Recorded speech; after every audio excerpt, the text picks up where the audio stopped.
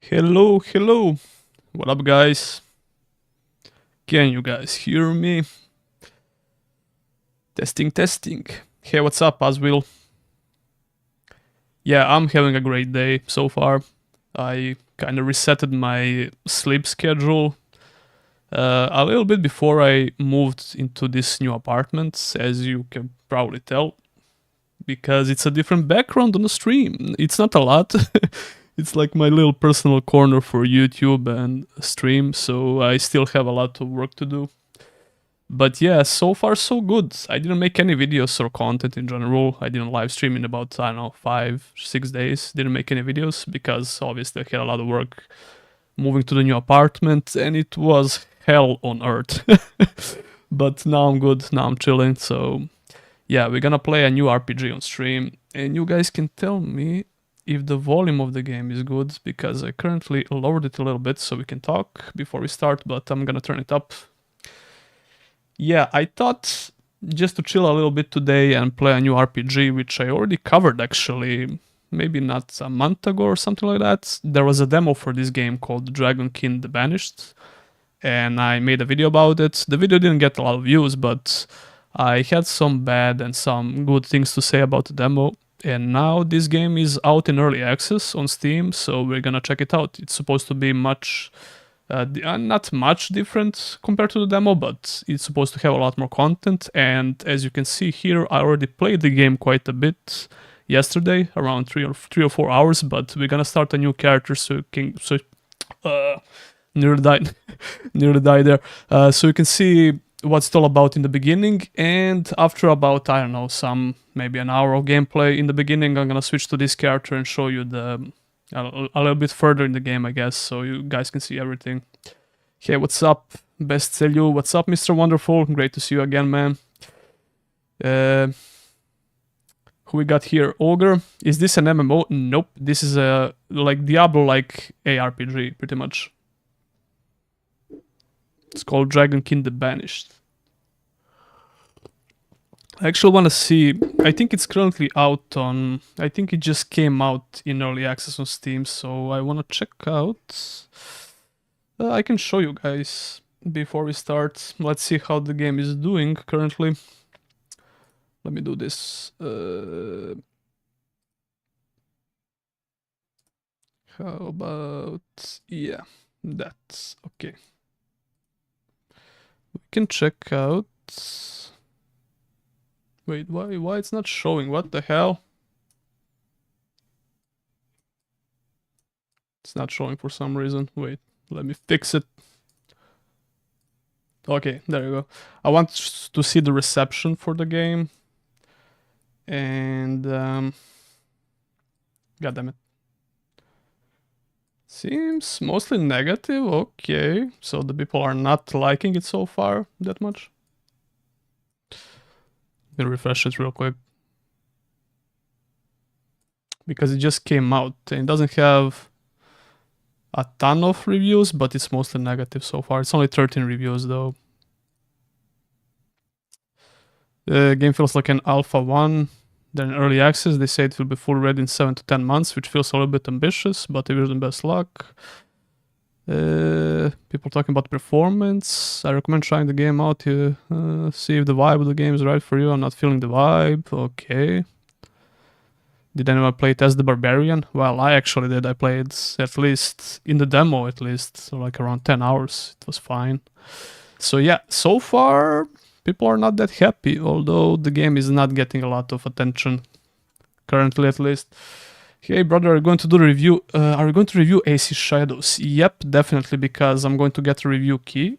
So I'm going to have plenty of time to review the game properly and, you know, beat it before I make a review, which is a huge deal actually. So yeah, I'm definitely going to review that, and you can expect it exactly on the day when pretty much every other review drops. So that's great. Steam looks different on your machine. How come? This is just DuckDuckGo browser. It's not Steam. It is Steam, but from the browser. So mostly negative so far. Okay, people are not so happy about it, but whatever. We're gonna play it, and I'm going to show you how far I got with this character. But we're gonna start a brand new character first. And I think I was wondering if I'm going to play Barbarian again or just try another character. I played other characters in the demo as well. Yeah, we're gonna go through the prologue as well, so you guys can see what's that all about. You're gonna play Steel Heist Man in Japan. Wait, what's that? I don't know, what's that? People sometimes give harsh critiques for early access. Yeah, that's the case in general. Wait. Give me a second. This is starting right away. Yeah, people can be very harsh, but you know what? That's fair. You can do that. The Eternal gave life to powerful beings of light, the Drakeels. But as misfortune would have it, the power given to these creatures awoke in them only a boundless pride and an inexhaustible thirst for dominion.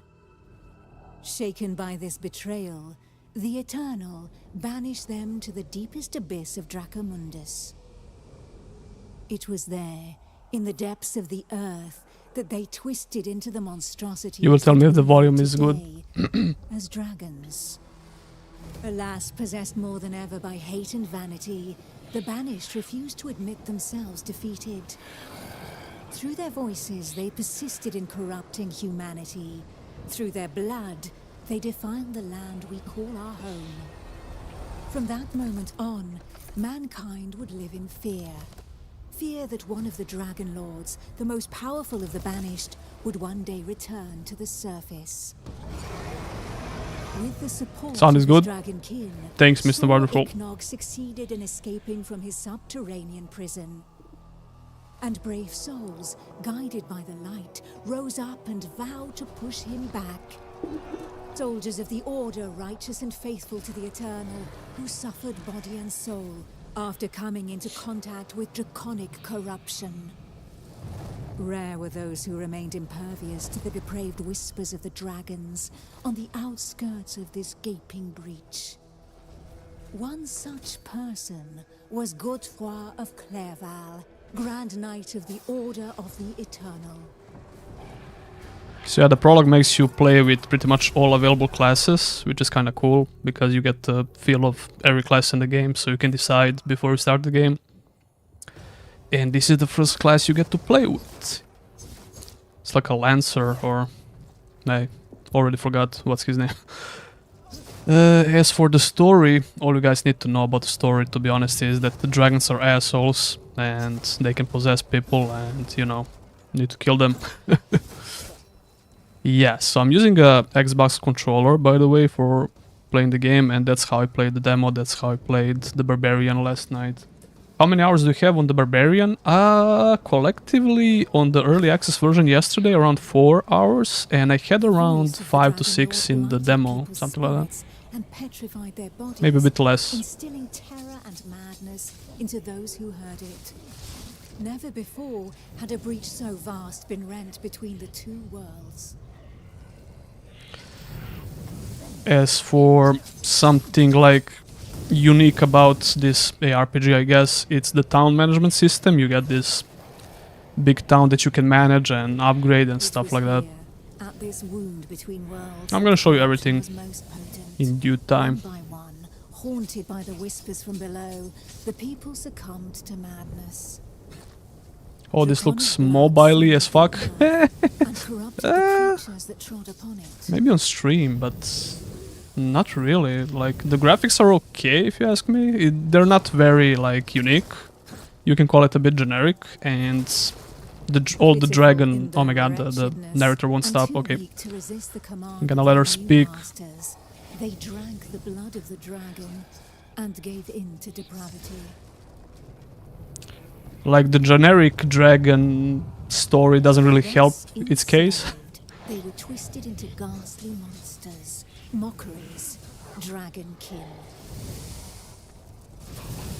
But so far I was enjoying the game, even though I have a lot of maybe not bad, like meh things to say about it. The skill system seems interesting, and it's similar to the game called Undecember, if you guys remember that one. And it's also similar to a roguelike action RPG I played last year called... I can't remember the name. I did a sponsored video for that game. I will show you that as well, of course. You collect skills basically and make your own skill tree, pretty much. I don't know if I can show you in the prologue, but we're gonna go through the prologue and then we're gonna talk about all major mechanics and features. Diablo 2 made really open spaces with monsters, and after that it really become a lost art. What do you mean by that? Devoted to their cruel masters. Just as many grotesque monsters blindly obeyed any order given to them by their dragon lord.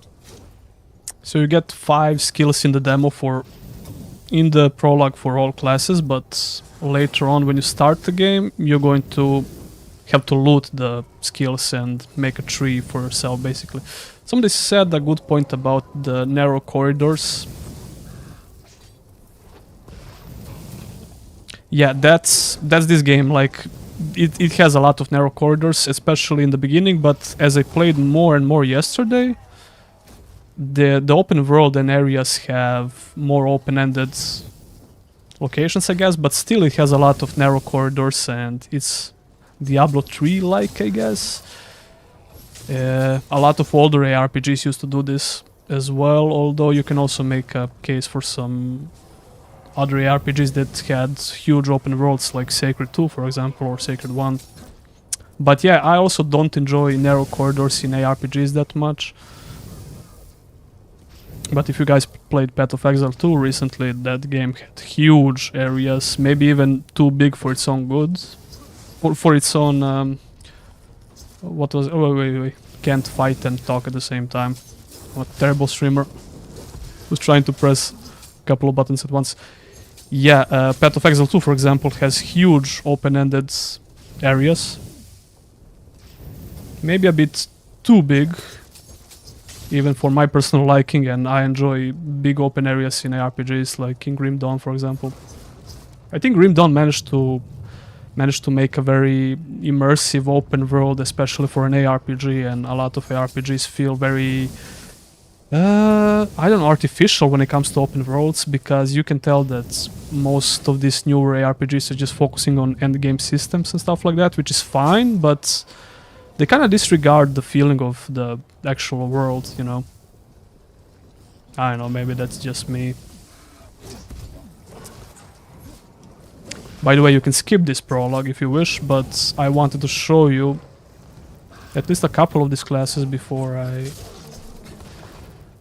maybe skip it or just play through it. We'll see. Of souls, guided and supported by the Eternal, were able to resist the corrupting call that led the living to damnation. You agree? Yeah, I mean, it all depends what you're searching for in an RPG.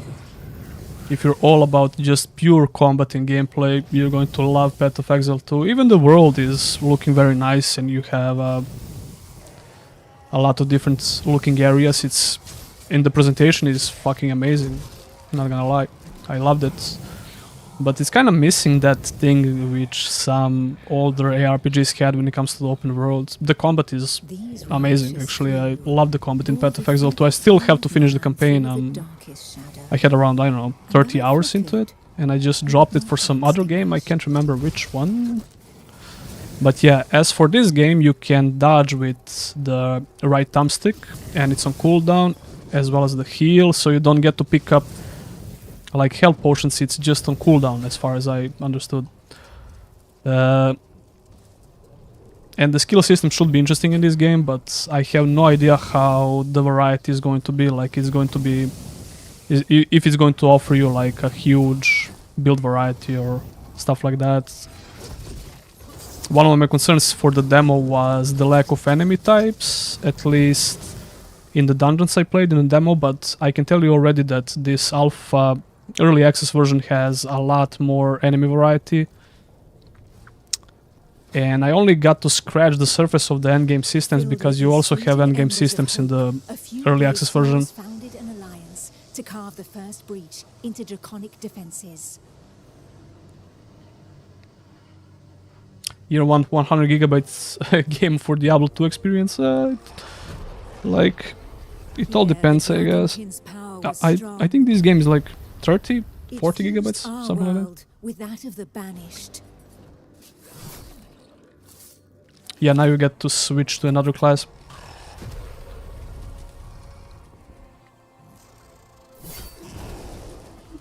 Godefroy of Clairval heroically broke through and shattered their defense barriers. Sorry if you heard that.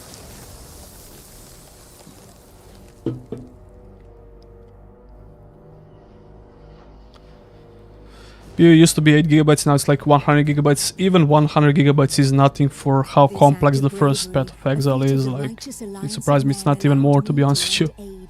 To the Knights of the Order of the Eternal.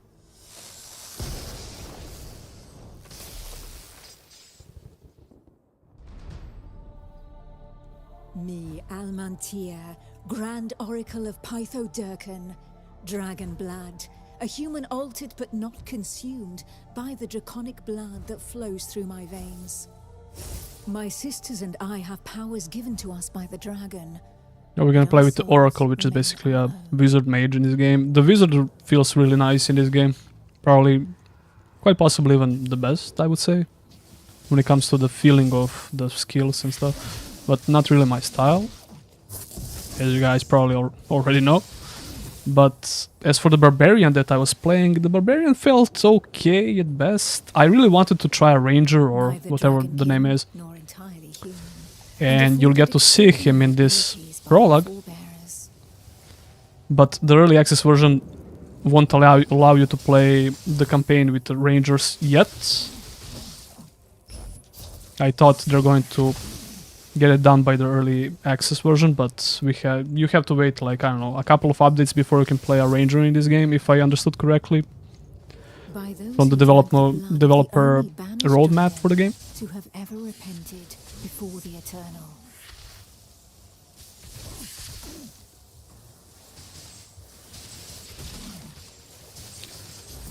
So, by the way, pretty much every class in this game works with a builder and spender system. So you have builders and spenders.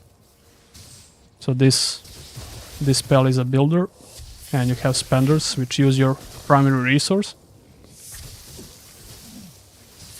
And I saw a lot of negative comments about that in my video about the demo of the game. People don't seem to like that much. I think it works fine, but I do prefer if classes have a bit more unique approach to their mechanics, you know, at least a bit more depth to them, because I'm not saying this game doesn't have depth, you definitely have it when it comes to building your skill tree, which you guys are going to see very soon, but, you know, I don't mind it that much, to be honest. Have you finished Kingdom Come Deliverance 2? No, not yet. I stopped playing it when I got a review key for Avowed, and I made a review for that, and I plan to come back to KCD2 and finish it, and eventually do a review for it. And understanding of the feelings that drove them. I don't want to rush it. I had around, I don't know, 35-40 hours into it. So yeah, I'm gonna take it slow and eventually make a review for it. I'm really enjoying it, by the way.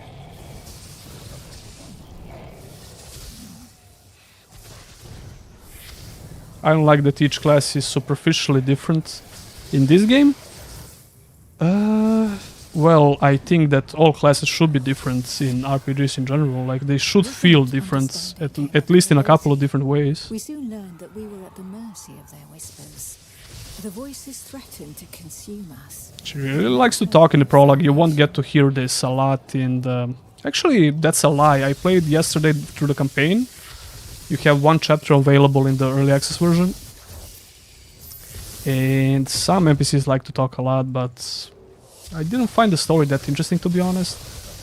I'm not gonna skip it on the stream, so you guys are going to see for yourself. I don't think it's bad, I just think the whole theme of the dragons is a little bit overdone, you know. and you have to have really good dialogue and story in general to make such generic fantasy tropes interesting, in my opinion. But you know what, if the gameplay is very good, I won't really care that much about the story in a Diablo-like RPG, to be honest with you.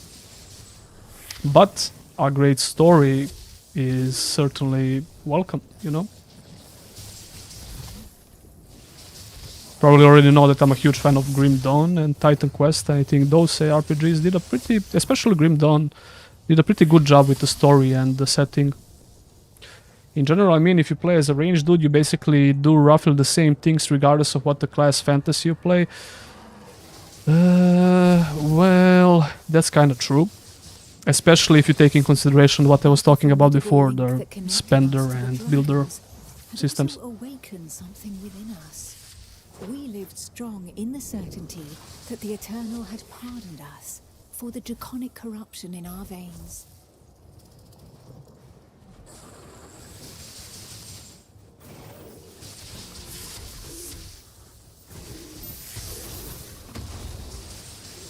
The gameplay with Oracle feels pretty fluid. You have a lot of mobility, at least when it comes to these skills, but you're not going to start the game with these skills, you have to loot them.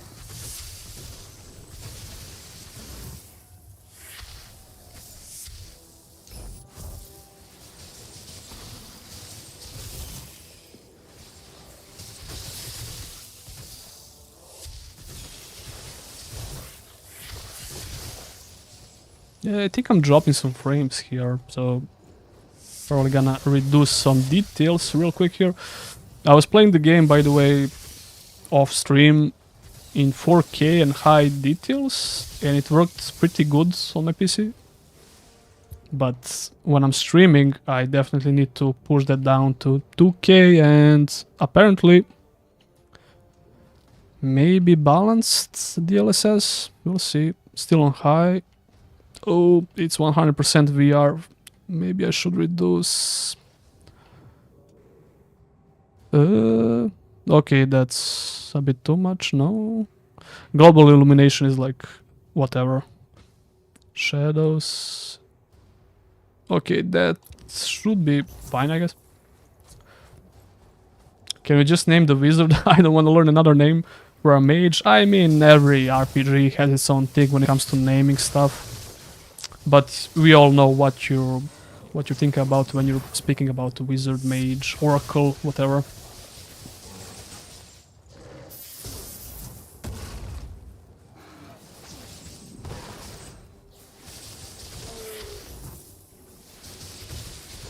So how's the game? I see it earlier today that it had 38% on Steam, but that was 2 or 3 hours after the release. I'll talk about it as soon as the narrator stops. In the city of the Order of the Eternal. It's definitely not that bad as the current reviews are suggesting. I think a lot of people were giving it negative reviews because of the performance, as far as I could tell. And the performance on my PC, which is not like top of the line PC or anything like that, I have like RTX 4060 Ti. It works pretty good while I'm playing offline and while I'm streaming. So when it comes to that, it's pretty decent, pretty stable for me. As for the game itself, I have some more positive things to say about it. If you watch my demo review for the game, you know that I had a lot of bad things to say, but some good things to say about the game as well. I played it offline yesterday for about 4 or 5 hours, and I can see myself playing through the full campaign of the game when it comes out, definitely. The same I did for like last Epoch. But when it comes to the longevity of the, I don't know, endgame systems and would I return to the game after that, I would need a lot more convincing for that, to be honest with you. The game feels okay. The gameplay is nice, you know, but it's nothing special. Although I'm still very curious about the town management systems the game has, which is kind of unique for it, for this genre. You have this town management systems. You can upgrade the certain parts of the cities and stuff like that. Godefroy, fighting fire with fire, confronted the draconic hordes.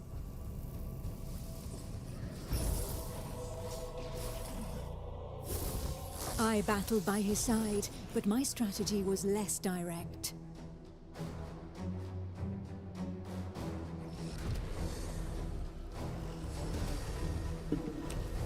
Wait, you're able to get more FPS by using DisplayPort My draconic power rather than allowed me to HDMI? open up a passageway Really? for the men of Nuragard, all of them prepared to make the ultimate sacrifice to save what remained. The cutscenes are pretty of cool in the game, I'll give them that.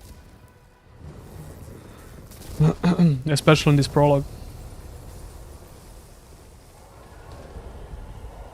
Once this invisible barrier had been breached, they knew that their lives would hang by mere threads.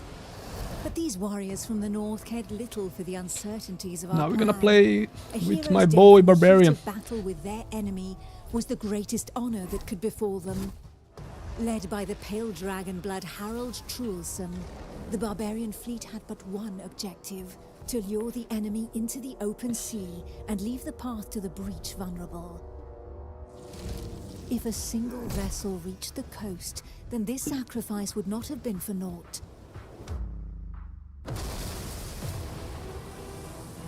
There is town management in Volsen as well, just commenting on the unique part you said. I'm gonna tell you something about that game in a minute, or in a second. Actually, I hated Volsen, by the way, and I don't remember the town management system at all. Maybe they added it later. But I played through a couple of chapters and I made a very bad video about that game, which I usually don't do. The barbarians of Nuragard feared neither pain nor death. I had a lot of problems with that game. As they might an old and familiar friend. Maybe change in the Trulson meantime. knew this friend. I actually better wanted to than revisit most. it soon. His Ish. existence thus far had been one of suffering, of hardening his resolve, and of preparing to endure the worst of torments, without losing the one thing of value every warrior of his clan held dear: his soul. Of course, you have While a the weird Knights wind of the Order ability. of the Eternal had always been forbidden from making use of dragon's blood, the warriors from the north, staying true to their values, had taken this risk. This sleep ability with the Barbarian looks cool, but I can never get it to go where I want to. I tested it out quite a bit. Dragon's blood, without succumbing to the corrupting voices, At least on the controller. was Trulson. Not sure about the mouse and keyboard. Dragon blood barbarian Oh my gosh, he talks a lot. paid the ultimate price and cast away a portion of his humanity. In exchange, he received draconic powers that he put to use for the Toriel clan, the Eternal, and humanity at large. And even Volsen got you excited when it was still called Umbra. Exactly, man. recognized the courage and sacrifice of these brave Okay, warriors. okay. There was not one that did not also regard them. Will you stop now? with Can I sincere speak? disgust. Oracle, can I While there speak? could No? be no Okay, doubt never of their mind. loyalty to Toriel, defender of the Eternal, their bodies defiled by the dragon as they were, drove the rest of mankind to reject them. Trulson, for his part, cared little for his appearance. What did She this never matter stops, does it? at all, as long as his soul remained intact? Man, this talking of the Oracle is a huge minus for me. I mean, it could have been a lot worse when you think about it. They could interrupt your gameplay because of it, but when you're playing the game, like, alone and just going through the gameplay and the prologue, it's fine. It's not fair comparing... Oh yeah, I said, like, Volsen was supposed to be called Umbra, and I was following the development of that game since the first update, literally, and I was really excited for it, and something went terribly wrong in the development with that game. I mean, not when it comes to the naming of the game, that's like whatever, but I expected a lot different gameplay from that game. I don't know how to even describe it. I know there were some problems with the game development or the game in general when every update was about some graphics related topic, which I didn't care at all. Like, I remember them pushing a lot of update videos or posts about some graphics stuff and didn't talk about the gameplay at all, but, you know, got really disappointed with that game.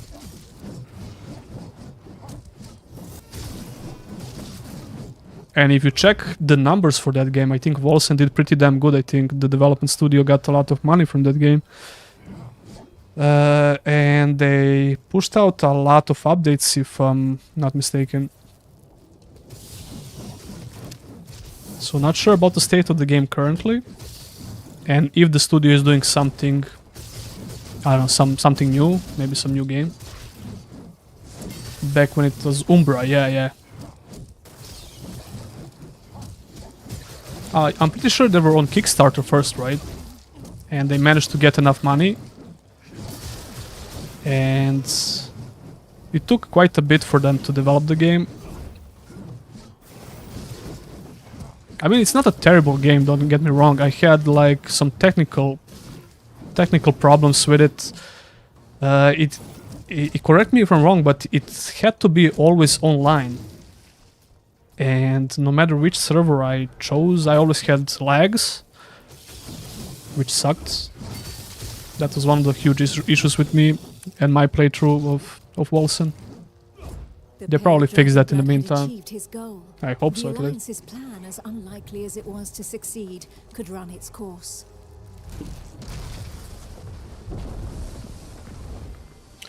Wolcen failed way back in Alpha when it stopped being an open world ARPG. Oh yeah, they were supposed to be an open world ARPG. I mean, it still was to some extent. Actually, maybe not. It was pretty linear. The Barbarian waited for the signal that would tell him where to carve a bloody path through enemy defenses and lure the dragons far away from the breach. Davi says, why does bother to keep releasing ARPGs? Path of Exile 1 and 2 exist. We don't need ARPGs anymore. Path of Exile is peak. We can evolve further than that. I heavily disagree, bro. I'm gonna tell you why. The alliance of men to help push back Sor Iknog, the Crimson Dragon. Sitting astride their draconic hybrids, these tracker archers face the dragons steadfastly and seemingly without fear. Not one would allow the enemy. Looks like Monster Hunter Wilds here. Yeah, I was really excited to try this class in this early access version of the game, but it's not available yet, unfortunately. Was not only a threat, but also a quarry from which they could gain valuable resources.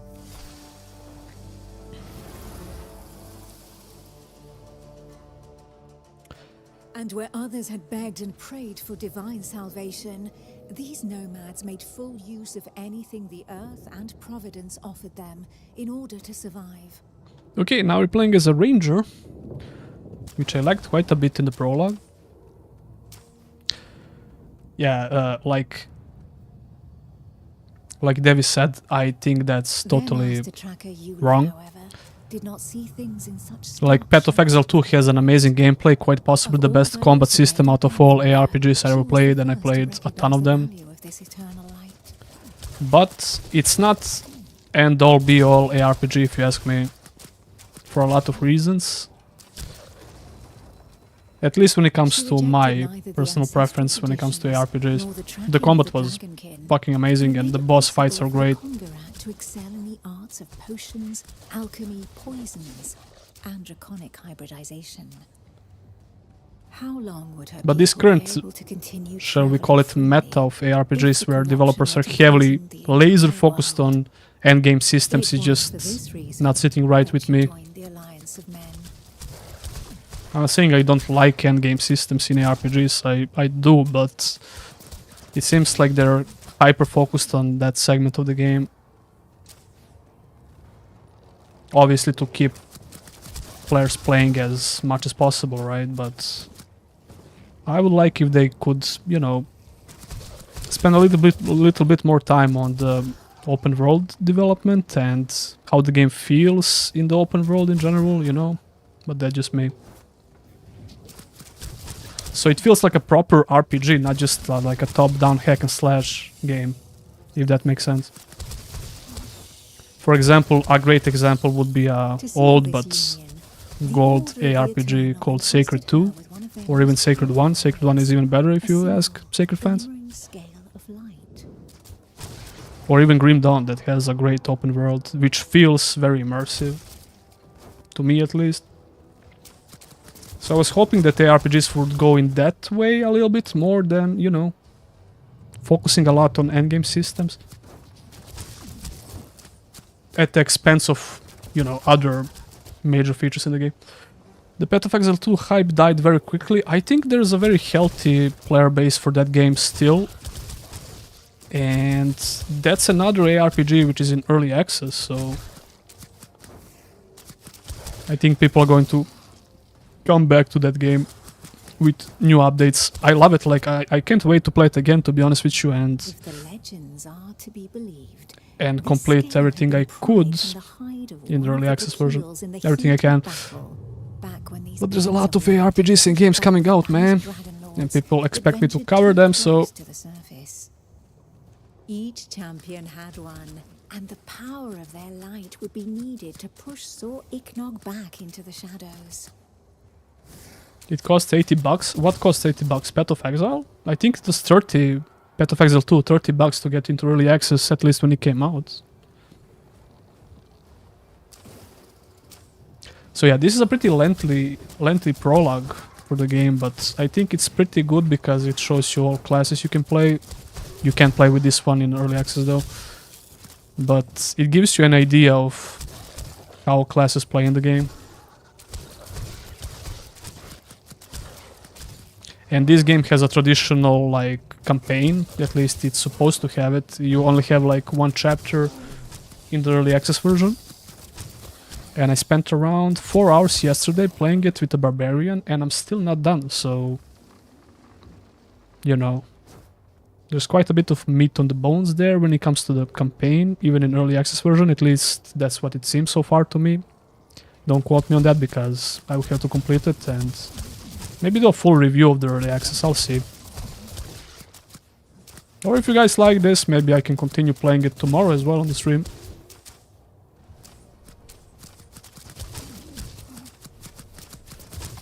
The game is not getting a lot of attention though. I thought it's going to get at least a bit more attention, but when you think about it, there's a lot of new games, new great games that came out recently and still coming out.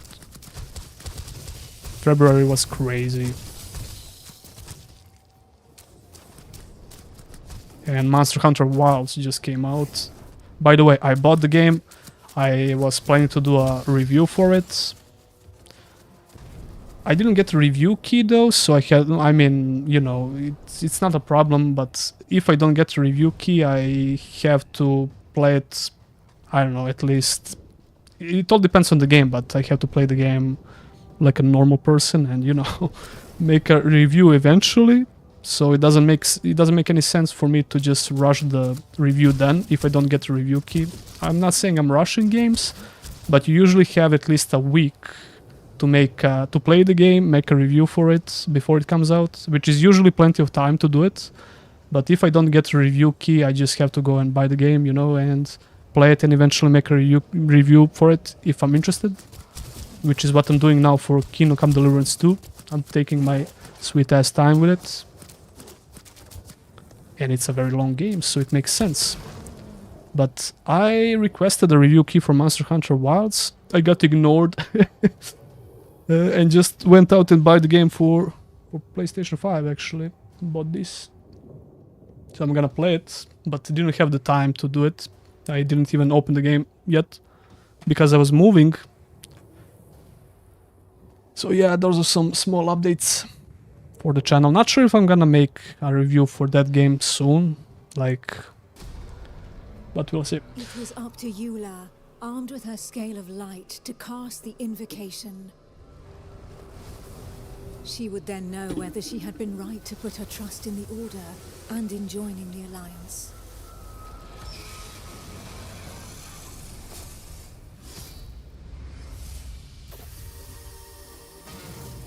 The power of the light was like nothing ever seen before. We heard the Dragon Lord howl into our minds. That should be the end of the prologue, I think. And rage.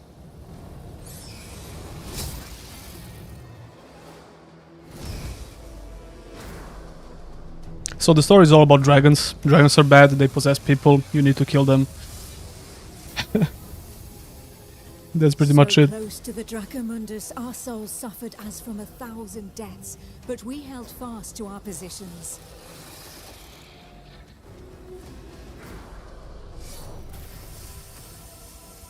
I asked earlier, but how did the move go? Everything went well. Yeah, as well as it can be, I guess. But I was tired as shit, bro.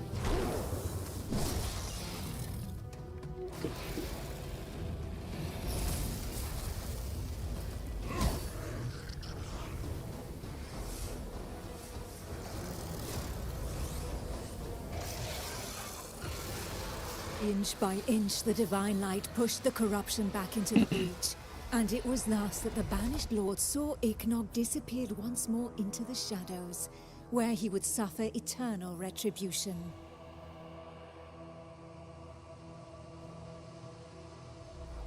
Very interesting to choose to have such a long voiceover during gameplay. We were all that was left, the sole witnesses to the feat accomplished by the Alliance of Men. This is a cool picture or scene. But more than ever, we knew that the taint of draconic Yeah, it's a little bit still annoying, festered in the but it's depths of not the like abyss, impatient to extremely break free obnoxious. once more. Thus, from the union of men and their allies that stood together in the face of the draconic threat, an elite corps was established within the You can Order skip of this the prologue, by the way. Eternal, the Dragon Hunters. And this oracle keeps talking. Yeah, the prologue is completely skippable, but when I played offline, the narrator didn't bother me that much because I was mostly focusing on the gameplay itself.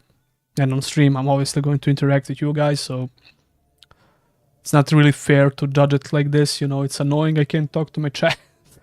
But yeah. So like I said, we have 3 playable classes. And this one is coming soon. In the second update, I believe. We can also see the characters with some of their armor. Looks pretty cool. I'm not sure what to pick here. I said that I'm going to show you the Barbarian gameplay a little bit later. We're going to play with another class first and show you the beginning of the game, how it goes, you know. Yeah, you can skip, Dionys.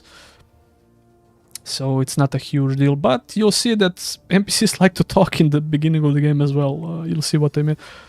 I think I'm going to try out the Knight because I didn't play it a lot, except for that prologue. The big guy, yeah, I have the big guy. I'll show you the gameplay with the Barbarian later. He doesn't even fit on the screen, bro. his head is like clipping, his armor is clipping through the screen. Pick the big guy, I'll show you. Relax, Joe. I have a higher level Barbarian that I played yesterday, so I'm gonna show you, but I'm gonna go with... I don't wanna play with Oracle. I would like to play with this, but Ranger is not available, so we're gonna play with the Knight. Who knows? Perhaps the heroes that the Alliance of Men has been waiting for. The green woman will is be found Oracle. among this unit's latest recruits. It's a mage, basically, wizard. Finally, the trail picks up here, and the tracks are still fresh. We must be close. Wait, what? Nightbot banned Dionysus. Wait, I didn't want to ban him. It was automatic. Wait. Nightbot, chill, bro. Nightbot's wilding, yeah. Give me a second. Finally awake. Welcome to Skyrim, I guess.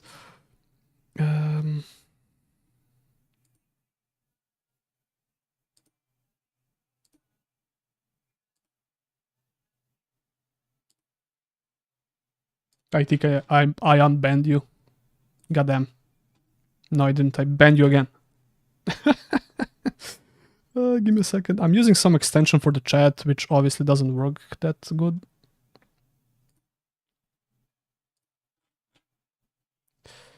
Okay, wait. God damn it.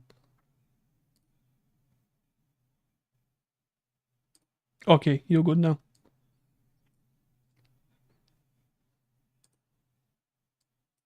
Should be good. And we're gonna continue. AI is taking over.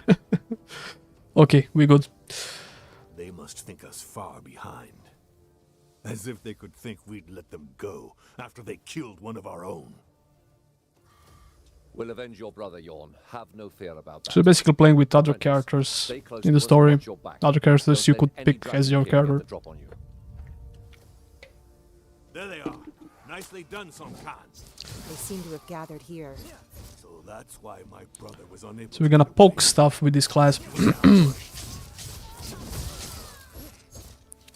And I can show you now how the skill system works and how you build your own skill tree pretty much. Like I said before, if you guys are familiar with the game called Undecember, which is one of the dumbest names ever for a game, but that game had a very similar system.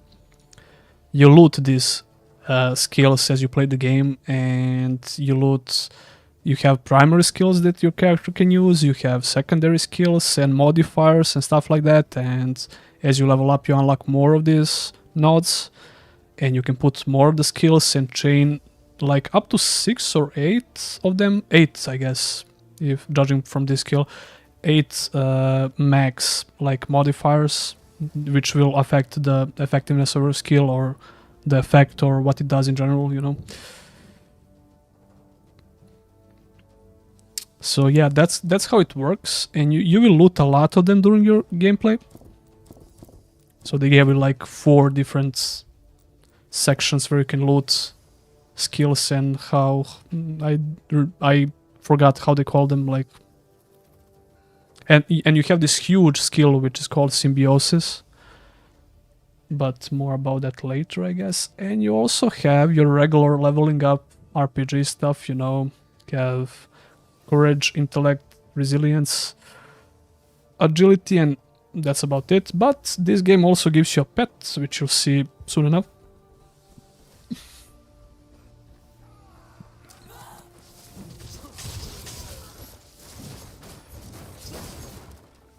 When it comes to me and these ARPGs, like Diablo-like ARPGs, I will play pretty much all of them, if the campaign is even remotely interesting, Dragonkin and the plains are not usually so organized. because I love the genre. So I don't need to have an amazing ARPG to complete the campaign. As for some, you know, longevity and endgame systems and stuff like that, that's a totally different topic. Only a few ARPGs like can grip me that much, so I keep coming back to them, play the same character on, replay it again. A few of those ARPGs would be Titan Quest, Grim Dawn, Sacred 2, and I think I'm going to play a lot of Path of Exile 2 as well, even though I'm not playing it right now, but I could see myself playing that game a lot more than I did. And I have around, I don't know, 40 hours in it, 35 or something like that so far.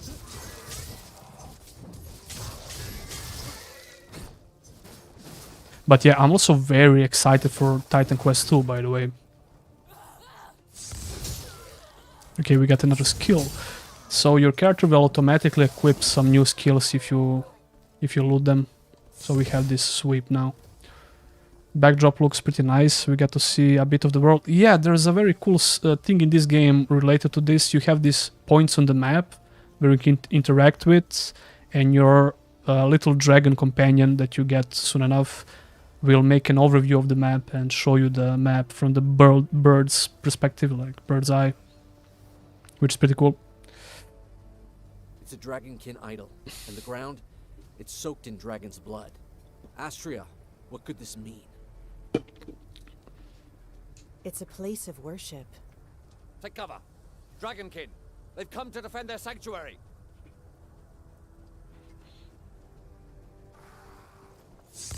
Ambush. So every class has this little dodge you can do, which is on cooldown.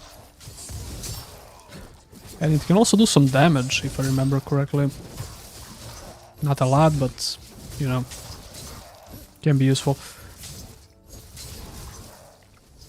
I said before that a lot of these new RPGs are clearly focusing on endgame systems, and it's the case with this game as well, because even though this game is in early access and you only have one chapter, you already have some endgame systems you can interact with, which only goes to show you that developers are kind of focusing on those gameplay modes in ARPGs, which I don't really like that much. Is anyone hurt? Sonkan? Apprentice? We're fine. Somehow. The way the corrupted reacted to our presence proves it. Whatever we discovered is deathly important. We've discovered a new kind of Dragonkin. Foul. Toxic. With amphibian mutations. It's like no enemy we've ever encountered before. Astria, you're the expert in draconic rites. Do you have any idea where they could have come from? All signs point to a ritual of corruption. And from the sheer amount of blood spilled here, we can assume they have enslaved a host of victims. Wait a moment. Their poison seems similar, like mine. The statue is crafted from black willow. It must be from the Jaxara's swamp. My clan's caravans used to stop for supplies there. So far from here. Could the Dragonkin have carried this idol all the way across the plain? There would have to be countless adepts among their number if so. We must warn the Council of Montesky without delay. Montesky is the city you're going to get to manage and build, by the way. But really, I think maps are the main weak points of ARPGs of today. I guess we don't have the tech to make cool open spaces with lots of monsters. I think you're right. It's definitely the main weak spot of current ARPGs, but not because we don't have the tech for it, but because developers are not focusing on that part of the game that much, you know. And who am I to judge them? Because you see, a lot of players of ARPGs don't really care that much about that aspect of the game. It seems so, at least. So it makes sense for them to focus on endgame systems, and endgame systems are something that it will keep players coming back to your game. So if you're trying to stay objective, kind of makes sense, you know. But I personally don't like it. Are you certain, Sonkin? Was it really Black Willow Wood? I am a Kongarati dragon. I would never mistake a plant. This statue is from Jaxara. There's no doubt in my mind. If you're right, every soul in Jaxara may already be twisted into their service. Let us only hope they are not planning to launch an assault on Montesky. So far it's pretty linear, but like I said before, I played yesterday and I know there are maps which are a bit more open-ended. So it's not like completely narrow corridors like this for the entire of the first chapter. By the way, Grim Dawn had a zoom out mode and I had some great time with it. I think Grim Dawn allows you to zoom out quite a bit even without a mod.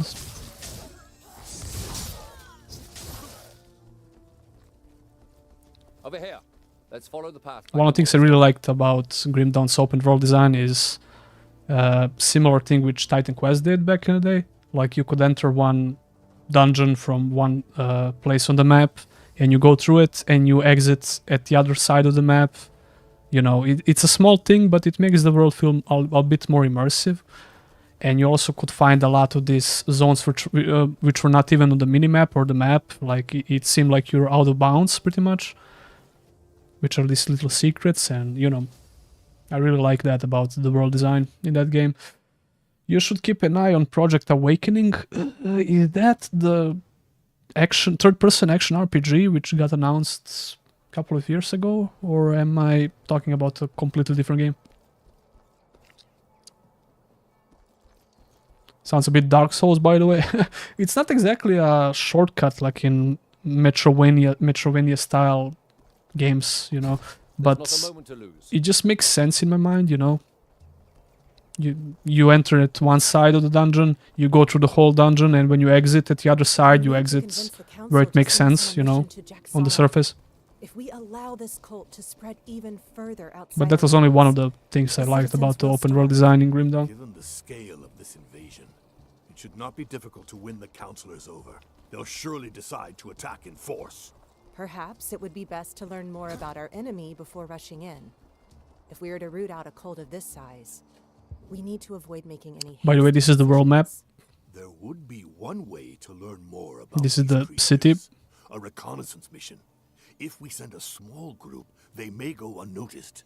A few World map for skilled now, at soldiers least, I need think. only enter their lands and target their sanctuaries and camps. Because I went through all of these How they respond. locations in the with my Barbarian yesterday, and then you go here, and that's where I left my character. I'm gonna show you soon. But the thing I just noticed now is that the level 4 that you can see in the right upper screen, this will be level 1 when you first start the game, but it seems like the game uses the same, like that's the level of the city, and I upgraded my city to level 3 or 4 yesterday with the Barbarian, so it seems to use the same city. Wait Did a that make moment. sense? You're suggesting we all take part in this operation? Of course. I'm not going to be risking my skin on my own. Still no gear. Oh, we got some more. I got another skill. Flamethrower. Oh, that's the skill we used in the prologue. So yeah, that will be interesting to see in the game. And how much this actually affects the gameplay, the town stuff, town mechanics. Did you ever do a review for Dark Souls? No, I didn't. But maybe in the future. Also Project Wilderness, Windless, so I'll try to remember that. Interesting map. Yeah, the map looks interesting. And this city is... Oh, I can show you right now, I think. So you can enter this management mode, and you can see different sections of the city which you can build. And if I do this, I think, yeah. Some of them are locked because of the early access version, but you can upgrade some parts of the city and get some certain benefits, either for crafting for your character or some shops and stuff like that.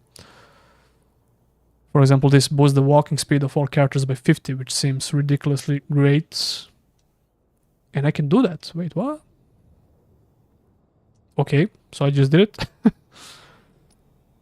Yeah, but as you can see, some of them require level 12, I guess, level city level 12.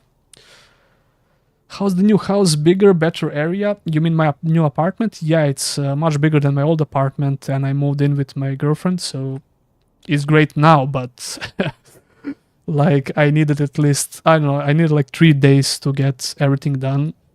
So we were really tired, but it paid off at the end.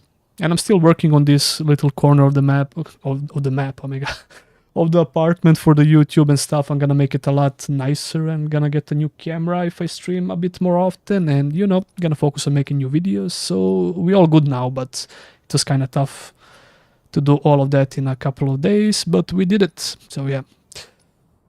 Can I unlock something else here? So yeah, your city can actually affect all of your characters. Like if I go back to my Barbarian that I played yesterday, it will be the same city and with all the upgrades, which is kind of cool.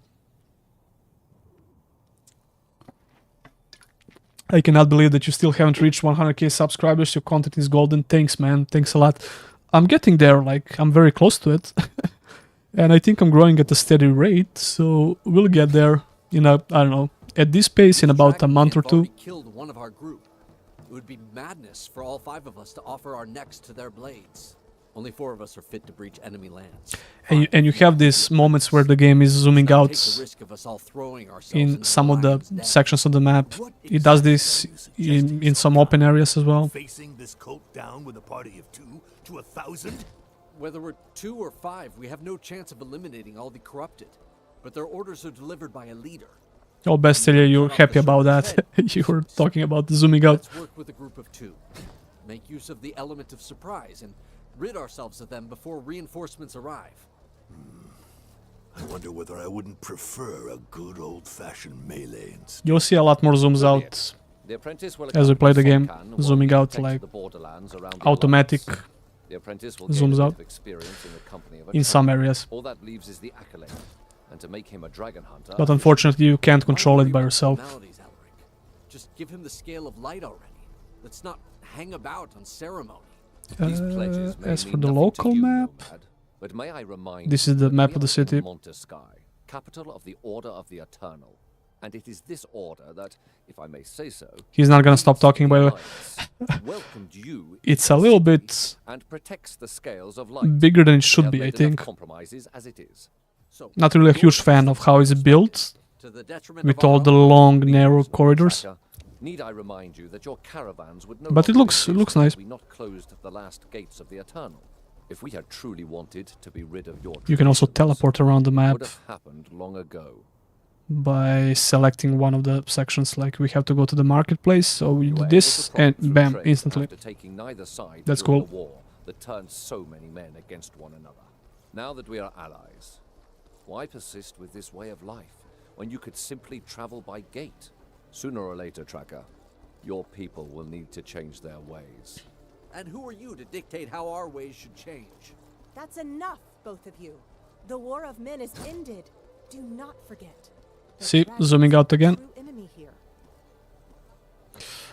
What do you get out of city upgrades? Well, if you missed it, like I just got 50%, maybe not 50%, but 50 character movement speed increases, like for all of your characters that you made, if I understood that correctly. So yeah, some useful gameplay benefits, I guess, and some, I don't know, some stats, merchants and stuff like that.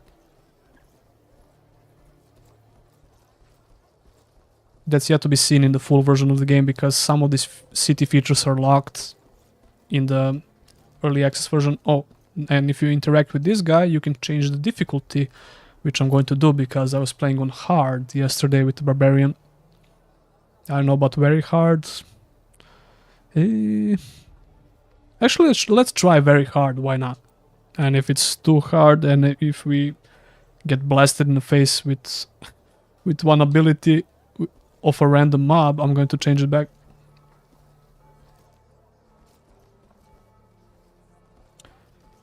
In the city or globally? Pretty sure it's globally on all of your characters, like it's pretty simple. Dragonkin number more than ever. And they are... Please forgive this intrusion, councillors.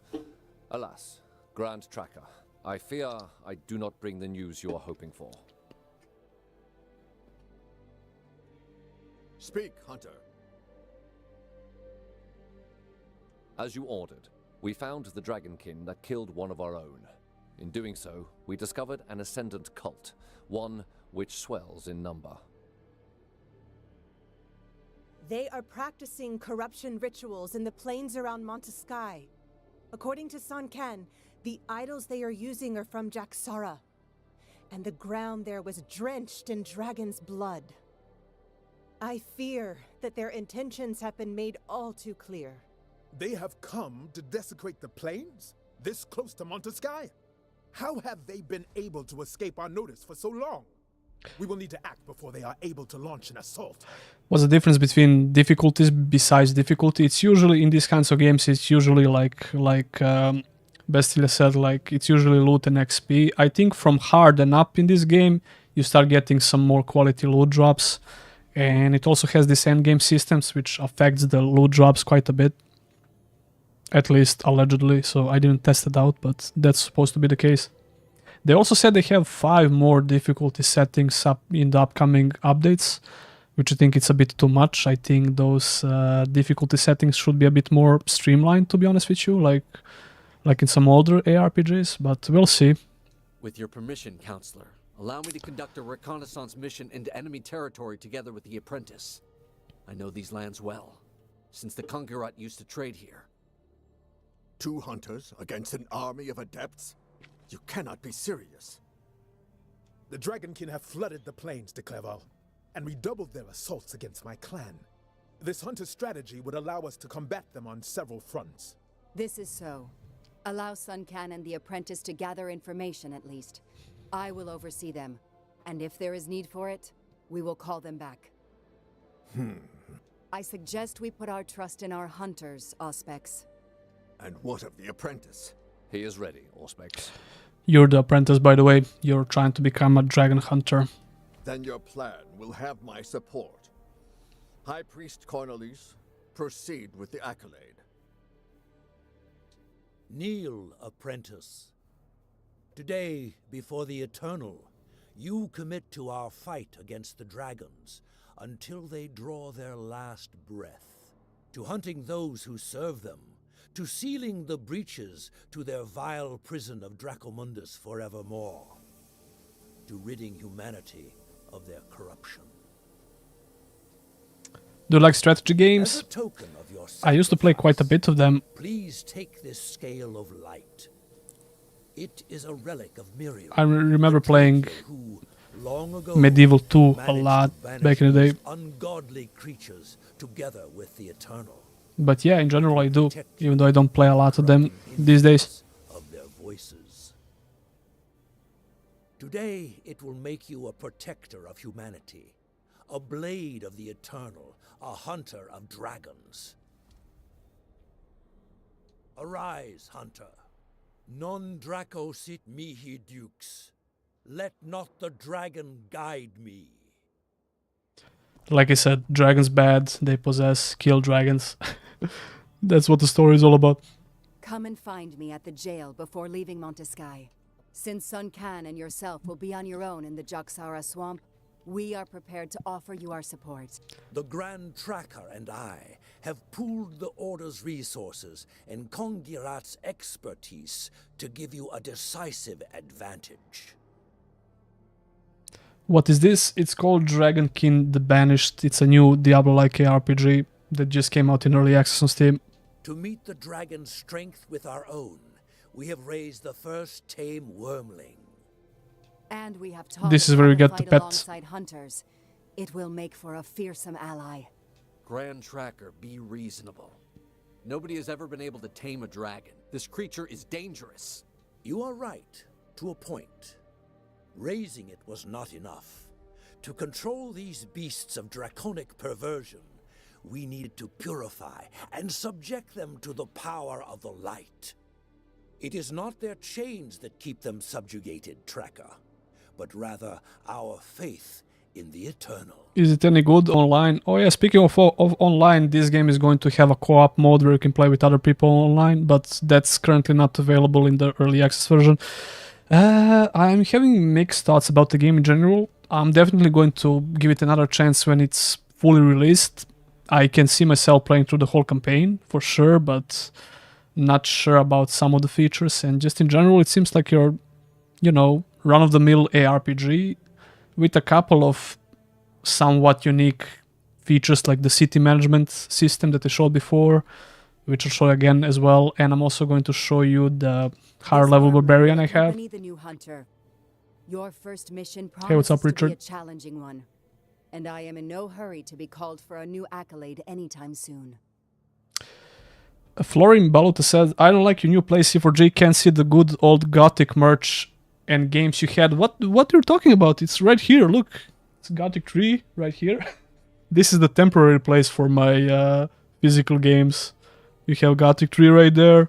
Like, it's almost in the screen. I don't know if you can see it on the camera, but you have, like, Gothic 2 original. And here is Risen as well.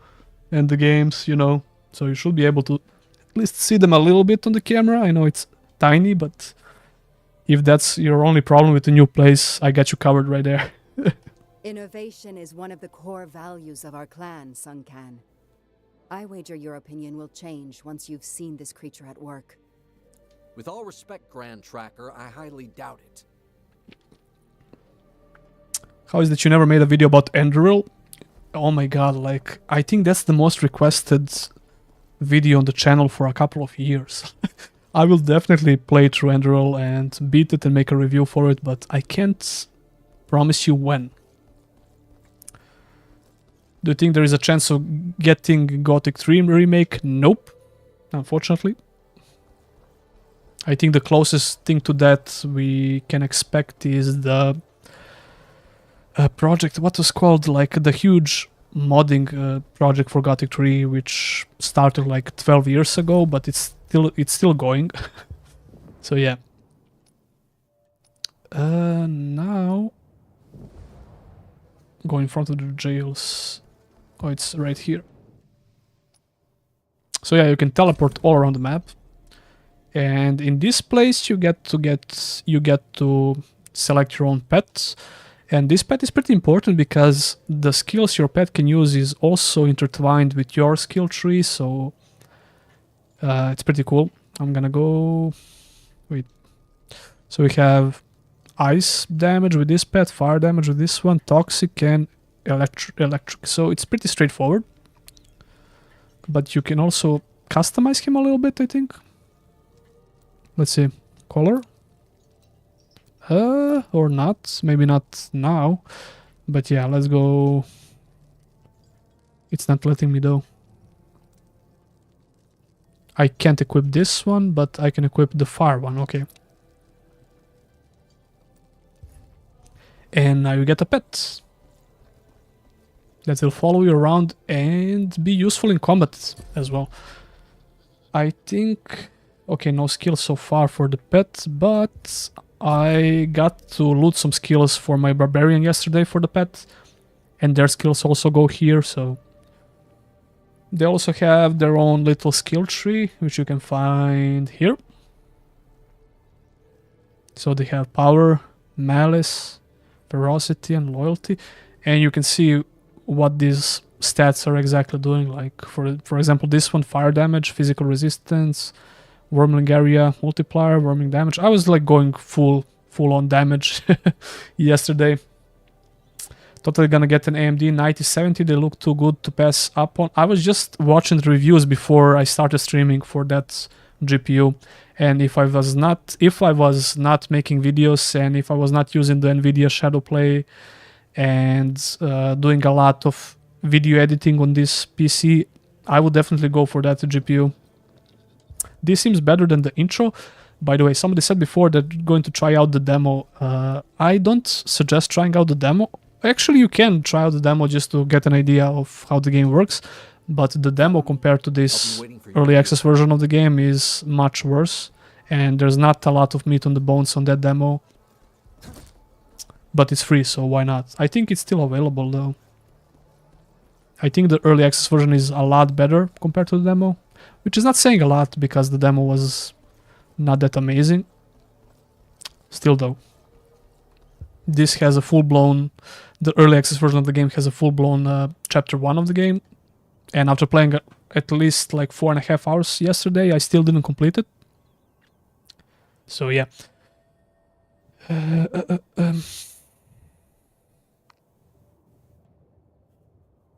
Depends on the price, but 9070 XT seems nice too. Yeah, it's like compared to Nvidia GPUs, which are ridiculously overpriced, especially around here. Like if I was just a regular gamer and didn't care about content creation and video editing, I would go for a AMD GPU for sure. You also have this camp right here that you can check out.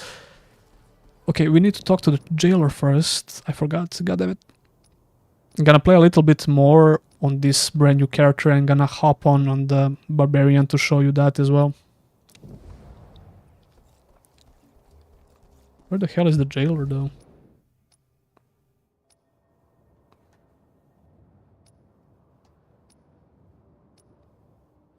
Oh, it's right here. Wait, the jailer was the dude for the dragon. Yeah. I just did. Okay. Oh, there's a guy in front of this place for the quest.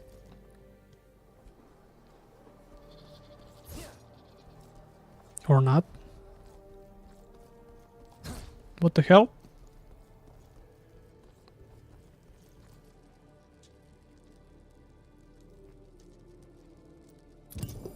Okay, I already did that, but the game didn't register for some reason. This wormling will add its power to your attacks. Now, Hunter, let us rid ourselves of the cult that is poisoning the Jaxara swamp.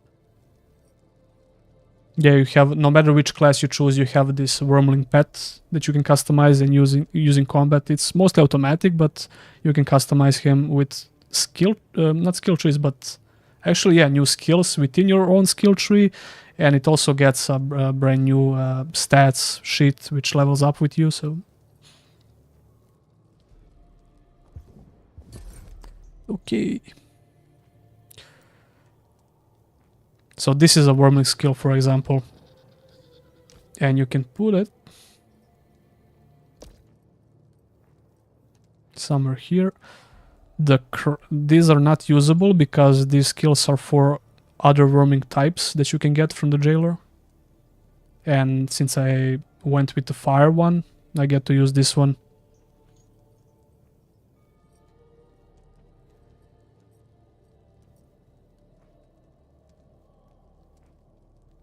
I just figured it out. I just didn't use any skill points.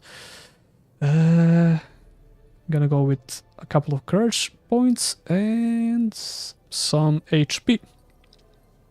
And you can see these little nodes, which also unlock at certain level. For example, this one, some regular ARPG stuff.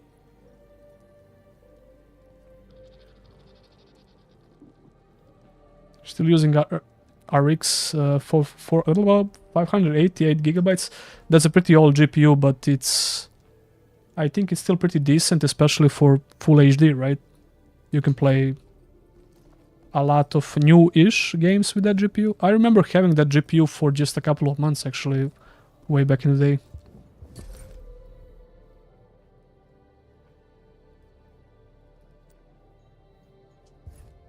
Okay, so we're good.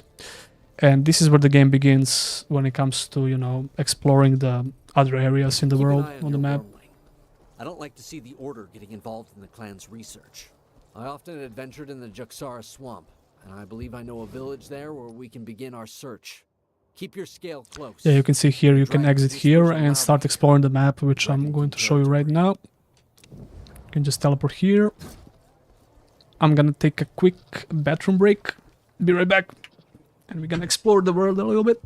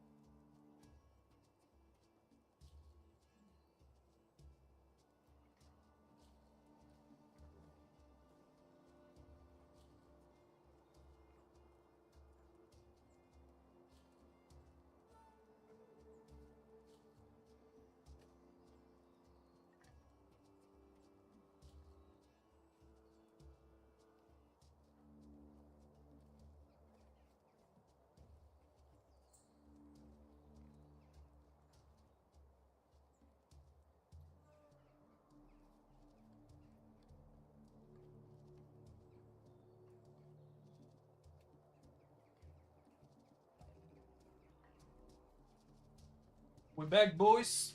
Ugh. Okay.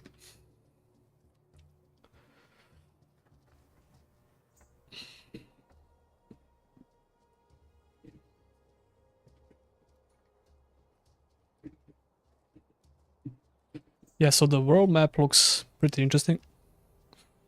It's an interesting design. And I was expecting a lot of these zones to be locked for the early access version, but it seems like this is only like a map for the chapter 1. Because I'm soon going to show you my Barbarian, and he explored pretty much everything here. And I'm currently around here, something like that. Okay, we good? Camera? Okay, it's focused. Shall we continue?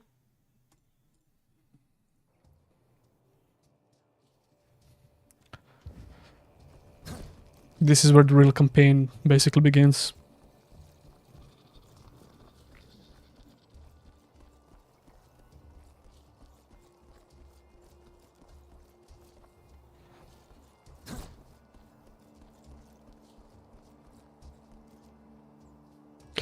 game is like sacred? No, unfortunately, it's not. It's more like Diablo 3. I would compare it when it comes to open world, at least. Maybe even the gameplay a little bit. But no, it's not like sacred at all. This part of the plains has not been cleared. No doubt it will be infested with Dragonkin.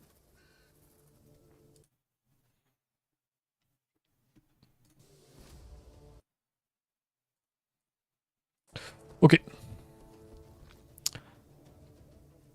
Your most anticipated games of the year. We'll have to fight our way It through was here. one of them was Marauders have taken Kingdom the Come village. Deliverance 2. Path of Exile 2 was also up there, but I would have to think a little bit for the rest of the year at least. Of course, Gothic Remake, if it comes out this year. A lot of people think it will come out this year, Gothic Remake, but I don't think Gothic will come out at least until summer of 2026. That's my guess. There are some indie RPGs which I'm really excited for, but I'm also not sure if they're going to come out this year. Oh, I was talking about this before. So if you come to these points, wait, is this loot? Oh, yeah, these are the points on the map where you can interact with, and you can see the overview of the map, which is kind of cool. You have these points on pretty much all maps, which I discovered so far, at least on my Barbarian. I used to be able to get a good mid-range car for about 400 pounds. 400 pounds is about, how much, like 500 euros, something like that? Yeah, I remember the good old times. Even that was kind of, oh my god, a lot of money for a GPU, right? But nowadays, it's not even enough for a mid-range GPU. Although the new AMD card looks pretty damn good for, how much, like 600 euros?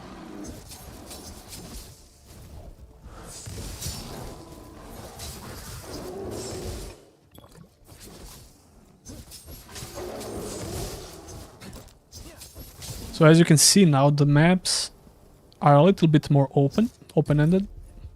Still nothing crazy, but as you can see, much better than before. It's not just linear corridors, narrow corridors and stuff. It's much more open. Nothing crazy though. You get trash for 400 pounds now. I know about trash, but you can get the... it all depends on your monitor and your resolution as well. I think Full HD gaming is still very... You don't need a lot of money for Full HD gaming, like 1080p, but 1080p is kind of, you know... I would say like 1440p is becoming a new standard, if it didn't already become a standard. You don't need to have a 4K display or some crazy resolutions, you know, to be able to enjoy games, but if I would buy something new as a casual gamer nowadays, when it comes to displays, monitors, I will go for a 1440p build. Oh, these are the teleports that you can unlock. I don't know why it's not letting me though. I think I need to complete the quest that I ignored.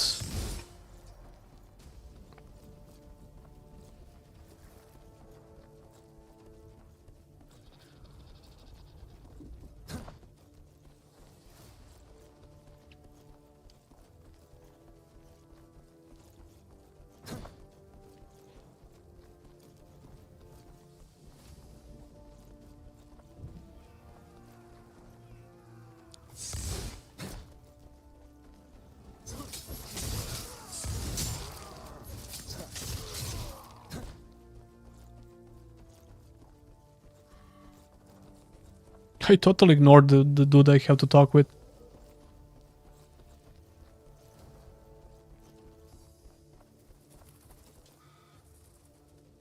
The farm to the east is being attacked. I beg of you. Looters? Yes, but they're not alone. They have monstrous creatures with them. Dragonkin. They likely corrupted the Marauders, catching them unawares while they were looting abandoned It really depends on settlements. games you're playing. I'm talking AAA. Yeah, if you're only playing AAA games, you need a pretty beefy configuration, like current AAA games, I guess. And you have to take in consideration that most of them are not optimized well, so... We were helping the priest restore the old stone gateway near the farm when they appeared out of nowhere.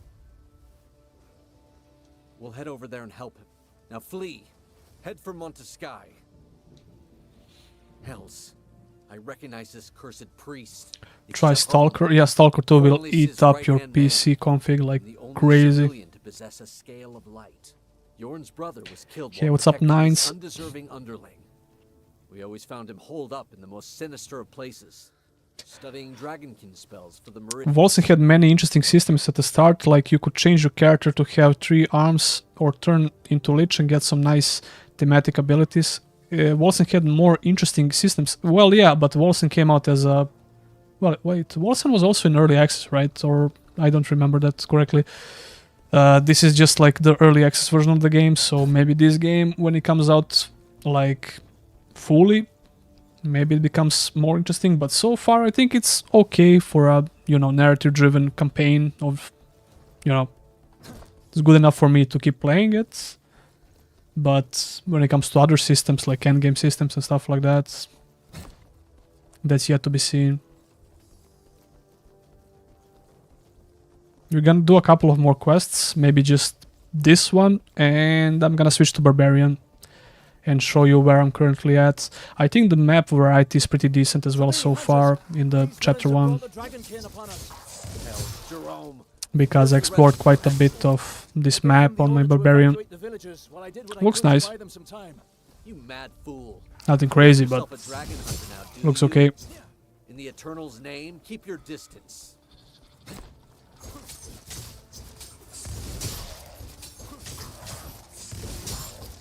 This seems better now than at the beginning.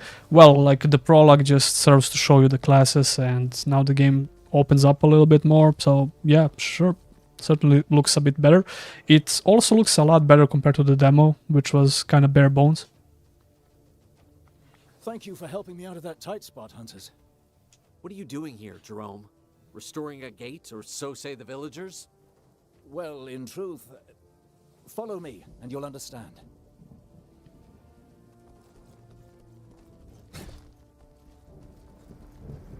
There we go. Now we can unlock the teleport. So, will you tell us what's going on? The Dragonkin cast some manner of spell upon this gate. Nobody knows precisely what they intended to do, but Meridius Cornelis is afraid they may yet put it to twisted purpose. Oh, so this is the full game. It's not the full game, it's like early access version of the game, which only has 1 chapter of the story, and it has a couple of endgame systems, which I'm going to show you real quick here. The gates of the Eternal are connected to one another by the Great Light Lapse, which the Order once used itself back during the time of the War of Men. They were sealed when the Kongarati trackers joined the Alliance. We need to break this spell. Did you play Avencast? Avencast the Mage, right? I did. I even featured it in a video, if I remember Indeed. correctly. And to do so, we need to reopen this gate. Almost like a couple of years Reconnect it to the ago. city using a Year and a single half, light. something like that. That I don't believe a word. The Council could never have approved this decision. Grand Tracker Eula would have opposed it. And yet I truly did receive such orders, Tracker. We cannot leave the gate at the mercy of our enemies. To rid ourselves of this spell, we will need to channel divine energy to re-establish its connection. Then, the Dragonkin will no longer be able to approach it. I don't like this. The decision would have come from the Council. I suggest we look for another solution. The Dragonkin have likely already corrupted other gates, Hunters. For now, it should be enough to use your scale of light to break the spell. This gate should then immediately link up with its twin in... I accidentally skipped that last part. Warhammer 40k would be a great game. This genre would do really well in this genre. Well, speaking about that, I believe that the same developer who made this game made the ARPG in a Warhammer universe, and I have it right here actually. I think it's called Chaos Bane or something like that. And I'm still yet to play it. And I had plans to make a video about a lot of Warhammer RPGs. And this was a ARPG from the same developers, I think. in a Warhammer universe. I think it's called, yeah, Chaos Bane or something like that. So yeah, it's funny that you mentioned that. How magnificent. And that's where you unlock the teleport ability.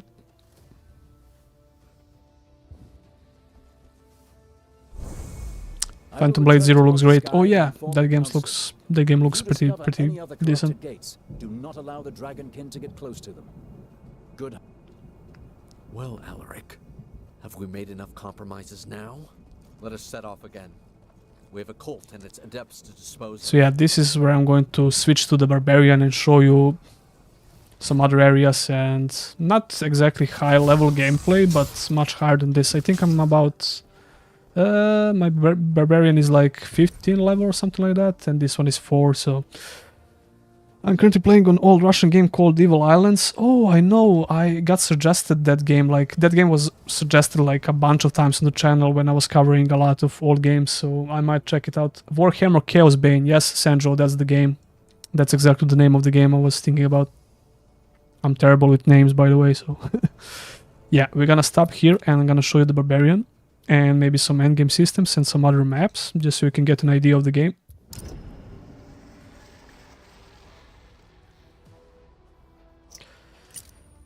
So that's my boy, level 14.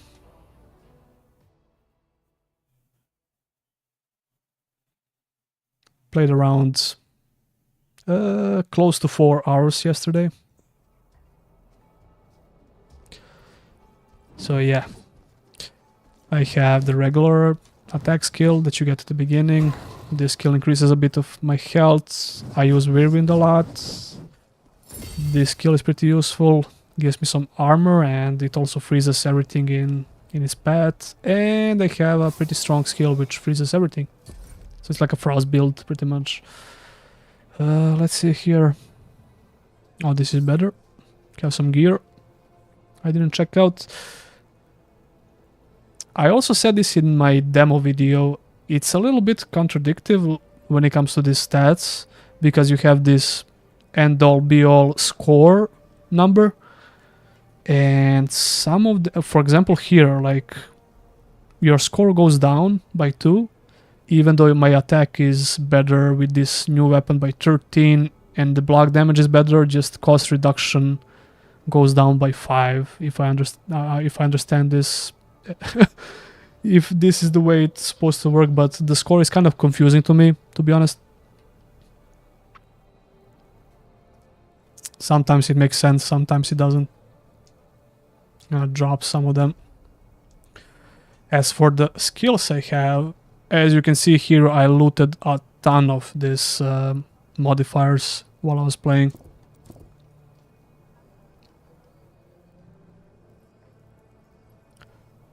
It's easy to see the actual active skills. For example, I was using this Axis, which is a range skill, but I gave up on them because I didn't like them that much. Wings of Ice is the same ability we used in the Prologue. You jump and it's pretty cool, but I can never get it to work properly with the controller. I can never jump on the enemy I want to jump, you know. 4 hours of gameplay, 20 in the gym. Speaking of that, as soon as I end the stream, I'm going to go to the gym. I didn't go to the gym like in the last 5 days because I was really busy with moving to the new apartment, and I was already getting the pump from moving all the stuff from the old apartment to the new apartment, so technically I trained, but not really, you know. So yeah, I can show you. It's the same city pretty much because it carries over for all characters if you wish to. But I can go show you some other parts of the map, like this is all that I discovered. So I have a quest here, which is like a hunt quest, and that's one of the endgame systems, I guess. I explored all of that and found the teleporters there, and I also moved here. This is all chapter 1, by the way. And that's where the game brought me back to this place for the quests. Yeah, we can go there. Have I been released from jail? I unbanned you as soon as the bot banned you, so I don't know if you only noticed now, but sorry for that. Yeah, Nightbot is ruthless. And here's another spot where we can get the look of the map real quick.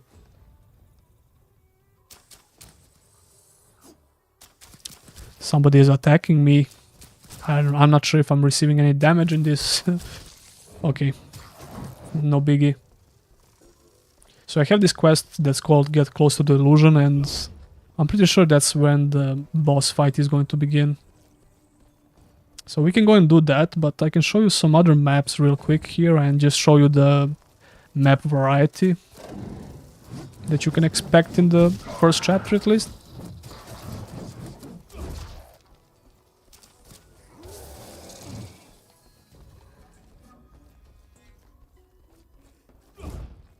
So yeah, I'll do that real quick and show you some other maps. So we're here. This is pretty much the same, if not very similar. Maybe ancient ruins. You cannot stop Nightbot. Nobody can. Not even me. I can. I unbanned him as soon as the Nightbot banned him. So we good. We good. So yeah, this is more like a forest area, which reminds me a little bit of that Path of Exile 2 area that I played recently. So yeah, nothing crazy, but still a decent visual variety of maps. Although these green enemies are kind of blending into the map, you can't really see them that good. Wait, I didn't explore this part of the map for some reason.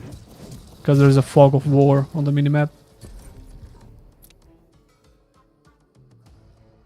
Yeah, I did. I'm pretty sure I did.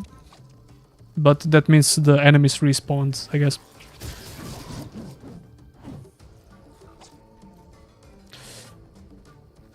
Case Died says, okay, chat and fam, now that you're an hour in, how it's feeling, the game? Well, I'm not only hour in, like I have collectively around 10 hours into the demo and the early access version. I played it yesterday as well. I think it's a solid ARPG, but solid ARPG which I'm going to play when it fully comes out. I'm pretty sure I'm going to complete the whole campaign because I like the game, you know, but would I actually recommend trying it? Only if you're a huge fan of the genre and you don't know what to play right now. But if you have to choose between this, like Path of Exile 2 or Last Epoch even, or some older ARPGs like Grim Dawn perhaps, I would rank this as the last game on that list. But if you're a huge fan of ARPGs and you like playing through campaigns of these games and just trying out new games in general, I'm not sure how what's the price for the early access version, I forgot. Let me check that real quick so I know what we're talking about here. I forgot the price. It's like $20. I think that's fair. I think that's pretty fair, but still though, would I recommend it?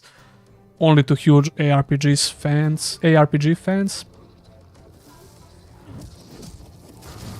It has somewhat unique features when it comes to town management systems, the pets, dragon pets that you get for all classes, and even in this early access version of the game you have some endgame systems that you can check out, which I'm going to do right now after I show you some more maps. So yeah, solid, but I can also see how a lot of players would just ignore this game because it's just not that different. It doesn't bring something like hugely unique to the genre, you know, that you have to play, that it's not a must play, definitely.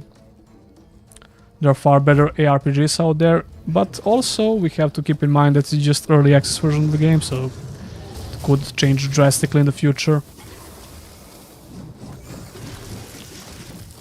So yeah, so far I would only recommend it to people who are huge fans of the genre and people who just play all ARPGs, you know. But if you have to choose between those ARPGs I mentioned, I would put this game dead last, to be honest. Here's another place on the map That's a bit underwhelming. Okay, maybe not. Yeah, you have these little places on the map where you can see the whole map. Not exactly the whole map, but this area is not that big, so...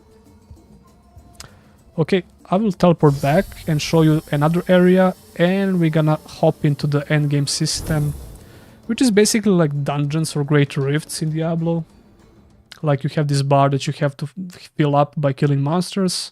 You get this teleport that teleports you on the to another map where you get to fight dragons, and you have another timer. It's, you know, it's not extremely exciting, and the bosses you fight there were like some dragons so far at least, which were not that interesting to be honest. But there is another endgame system that I didn't try that much, and it's called hunts. And hunts looks to me like bounties from Diablo, something like that. Maybe I'm wrong. So yeah.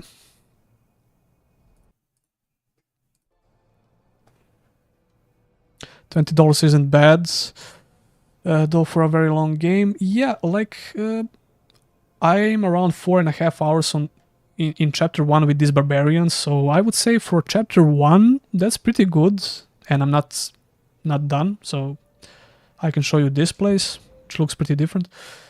I would say that's pretty good, especially if all other chapters are similar. So if you have around at least 5 hours in a chapter when you play casually, I'm not exactly sure how many chapters are going to be, like probably at least 5, so that's, I don't know, 25, maybe up to 30 hours for a campaign, which is decent. The quality of the campaign, that's yet to be seen, but so far I did enjoy the campaign in the first chapter. Nothing crazy, but if you love ARPGs in general, you're probably gonna get some fun out of it.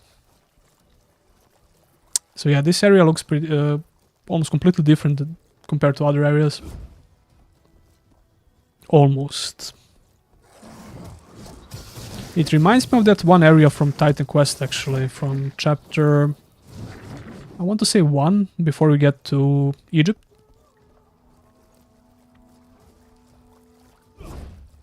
Yeah, that's one area in Greece, actually, in Titan Quest. I'm really excited for Titan Quest 2, which makes me want to replay Titan Quest 1 all over again. And I'm gonna do that and possibly make a video about Titan Quest 1 and 2, actually. I did a full retrospective video for Titan Quest 1 a couple of years ago, and that video got really popular. But I want to do something similar again, because I need an excuse to replay the game again.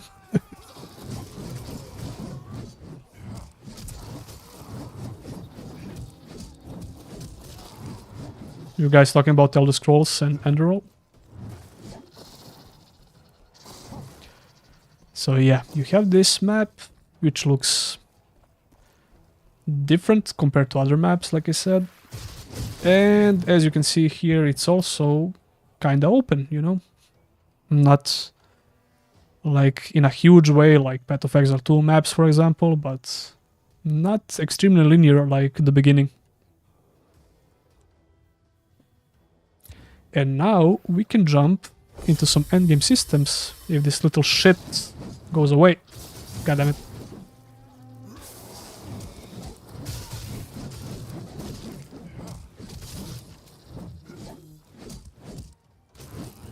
Okay, how about now?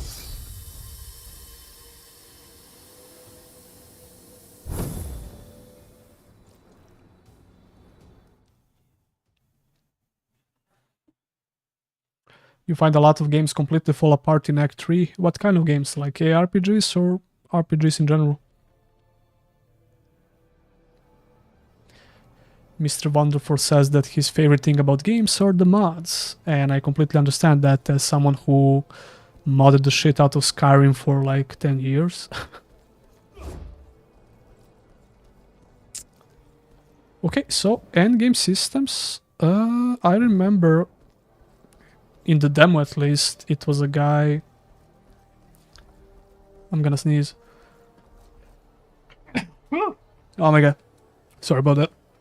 There's a guy somewhere around here, or even down in the slums maybe, where you could enter the end game. But maybe I'm not even... Maybe I didn't get close to that point in the campaign for this character. However, I can also show you this, the feature in the demo, in the early access version, sorry. So if you return to the menu and create a new character, so create a character, start here, and you can select endgame actually.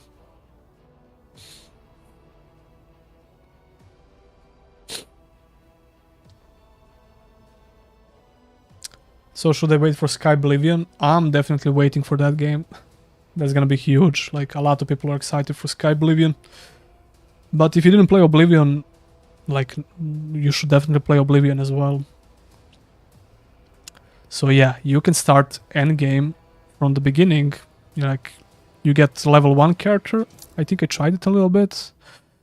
And I'm gonna go with the Barbarian once more, just to show you guys. I'm not sure if this is going to be in the full game when it comes out, like that you can just make a new character and enter in the... start messing with endgame systems. Maybe this is just for the showcase, not sure. But as you can see, we have a beginner quest called Start a Hunt from the Board. So that's one of those hunting quests. So we have boards. This is one of the endgame systems called hunts. The hunting board provides access to a wide range of draconic creature hunts unlocked after the main story resolution. So it's after the main story, you have to complete the main story. Not sure if that's the case with the early access version and only chapter 1 that you have to complete. But anyway, each post on this board starts a unique hunt of variable duration, modifiers, minimum difficulty, and rewards. The board hunts are replayable, but the reward is obtained only once. Okay, so you have that. You have chaos. A chaos hunt is a randomly generated hunt with a draconic creature spawning in a specific part of the world. Yeah, that's the one I was talking about that looks similar to bounties in Diablo 3. At least that's the first thing that comes to my mind. Before you can confront the creature, you can choose the parameters of the hunt, such as duration, difficulty, and activity. So you have some control over it. Can't click anything here though. Have the difficulty. Holy shit. God damn. So this is the highest difficulty, Apocalypse, which seems insane. Calamity 4, yeah, not a huge fan of these kinds of difficulty settings in ARPGs, but yeah, whatever, we're gonna keep it on. I was playing on very hard, but this character doesn't have any gear, so I'm not sure that's the right option. As you can see, starting from hard, you get access to draconic equipment, so... You guys talk about Oblivion and Skyrim, you don't give a damn about this game, don't you? Anyway, okay, I can start the hunt here, and you can select some augments, which I don't have, so... Yeah, let's start the hunt if we can here. Enemies inflict toxic damage with their attacks with a chance to reduce maximum health, but reach the beach. Okay.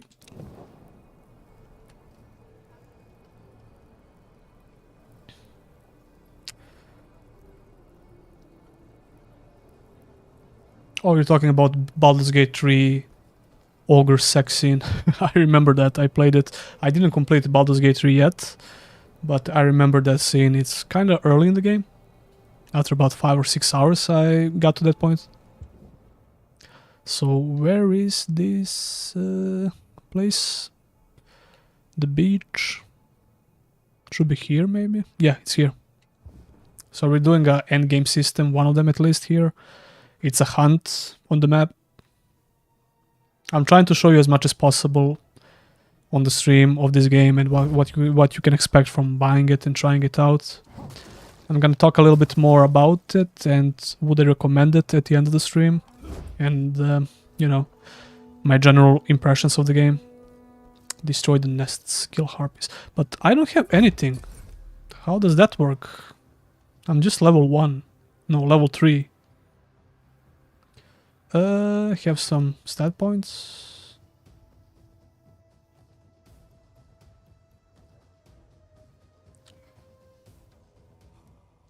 Okay. Got life force from here. But that's about it. So I'm not sure if the enemies scale. Yes, they do scale. They are level 3 as me, as you can see on their health bars. So there is scaling for this. Not exactly sure how it works.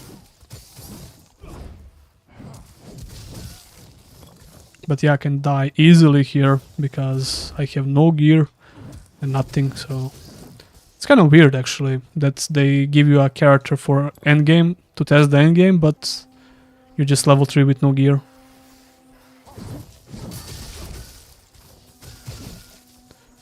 This is not wise. Probably gonna die.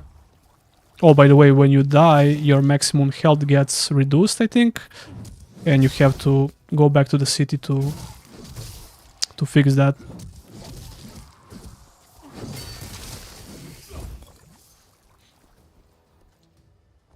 Okay, got some loot.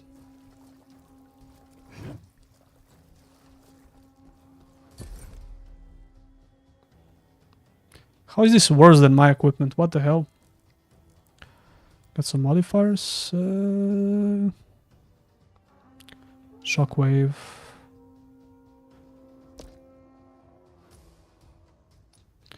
I got used for Whirlwind being on X on my actual Barbarian.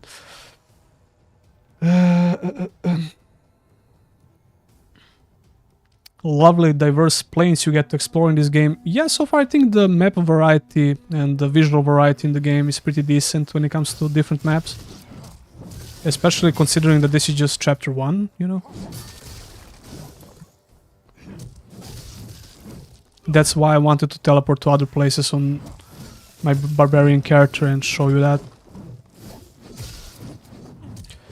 Speaking of which, that's one of my main concerns about Titan Quest 2, to be honest with you, because from all the trailers and gameplay videos we saw so far, it seems like you will only be able to explore Greece. Don't quote me on that, but all the trailers and gameplay videos I saw so far about that game had like almost exactly the same visual style, like all maps and stuff like that. Which would be a shame because Titan Quest 1 had extremely good visual variety with all the maps and all the locations you get to visit throughout the campaign.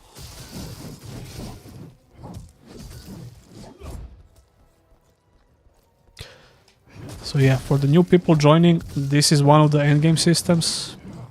It's like a randomly generated hunt on the map where you have to do something specific and quite possibly kill a boss at the end, which is not exactly sure how it works because they give you a very low level character for this to test this out.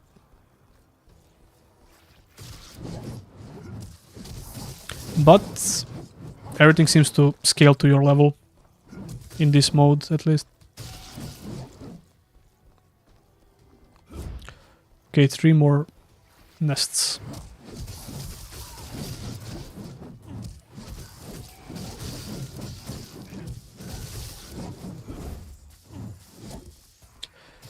I'm Tree says, damn, I thought you were Indonesian. Why did you think that? Because of my accent? Yeah, a lot of people can't even figure out the origin of my accent, I guess. I'm from Balkans, by the way. From Serbia.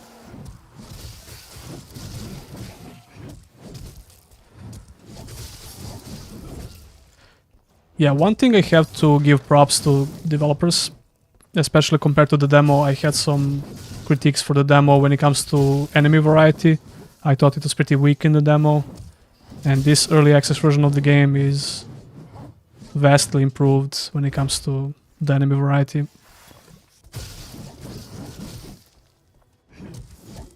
Okay. I would like to use my Barbarian for this mode, like my actual Barbarian, but I quite possibly have to beat the whole chapter 1 in order to do it. I'm guessing things, by the way. Not sure. Why am I not doing damage to this thing?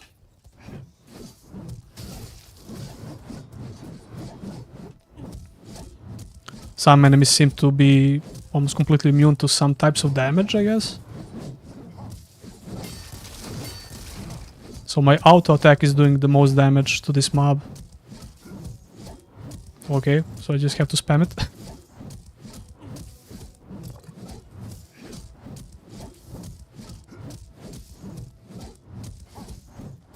I thought you were German because of Gothic love. Yeah, I don't blame you for that.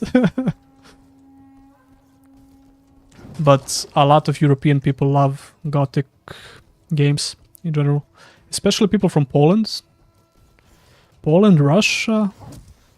I would say Italy as well. Balkans in general. I know a lot of people of my age, like 27 plus. For real, I'm gonna die. Oh, I got a new ability. Was it? Will you give up? Oh. Do I need to destroy something before I can deal damage to them? Like proper damage? Probably the nests. Because my damage is 0. There you go. Maybe that's the thing. Yeah, I'm gonna die here. No way I survive this. Ah! There we go. I can't do any damage to them if I don't use my regular skill. The default skill. I'm gonna die again. Okay, killing some of them. I'm not getting it though. I don't know why I do damage sometimes and sometimes I don't. Quite possibly the resistance on mobs. Not sure. Oh my god, speaking about loot, I had 0 5 minutes ago and now we have a ton of useless shit. Well, not useless, but this gear is just white, which is the worst quality in the game.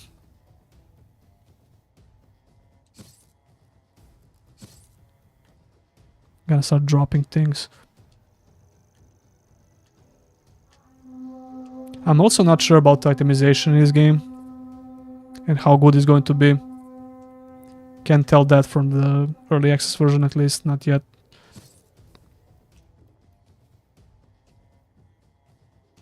I'll drop everything I don't intend to use.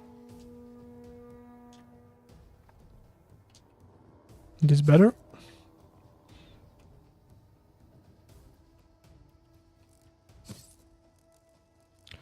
So yeah, Barbarian is carrying 2 one-handed weapons and there's no way you can change that, unfortunately. I was hoping to use some two-handers with the Barbarian, but that's not going to happen in this game. As I was saying before, the score stat is a little bit contradictory because you have 2 minus score for some reason, but I have more armor from this item and more maximum HP. Everything is up except the physical resistance of 2%. So yeah, that's... Wait, I can't...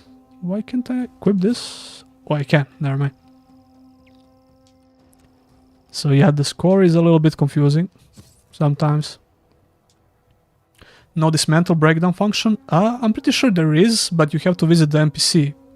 Don't quote me on that though. I think there is an NPC who does that. We can check that later. If I don't forget, you can remind me.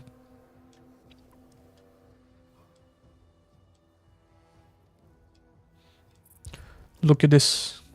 Okay.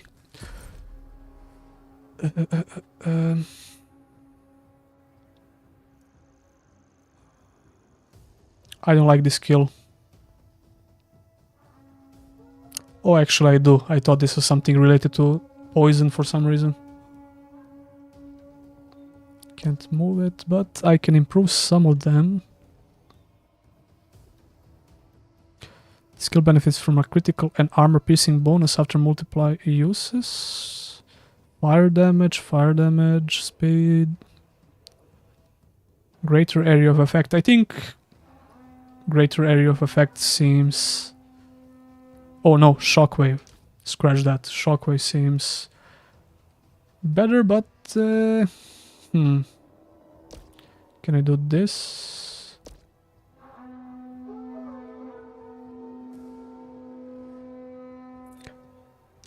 So this is just shockwave, but this is 2 modifiers, shockwave and greater area of effect, which is obviously better. But we can put another shockwave here, and it chains it together, as you can see. You can tell there are 2 modifiers on this skill. Is the skill tree in the shape of an axe because it's a barbarian? Good eye. Probably, I don't know. But yeah, you're right, it kind of looks like an axe.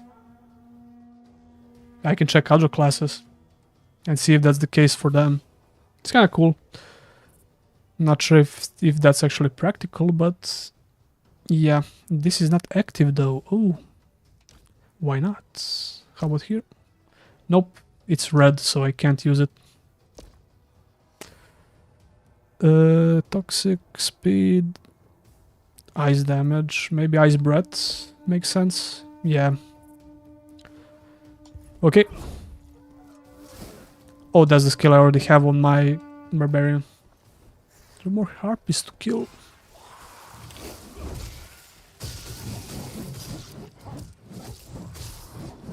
Go to the Dragonkin temple entrance, so I'm smelling a boss here.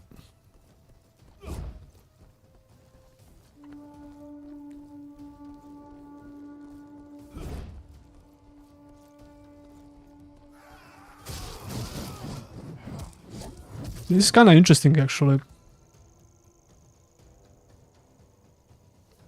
There's another one of those scenes where you can see the map. I think this game looks far too generic. I don't blame you for that, because it definitely looks a little bit generic.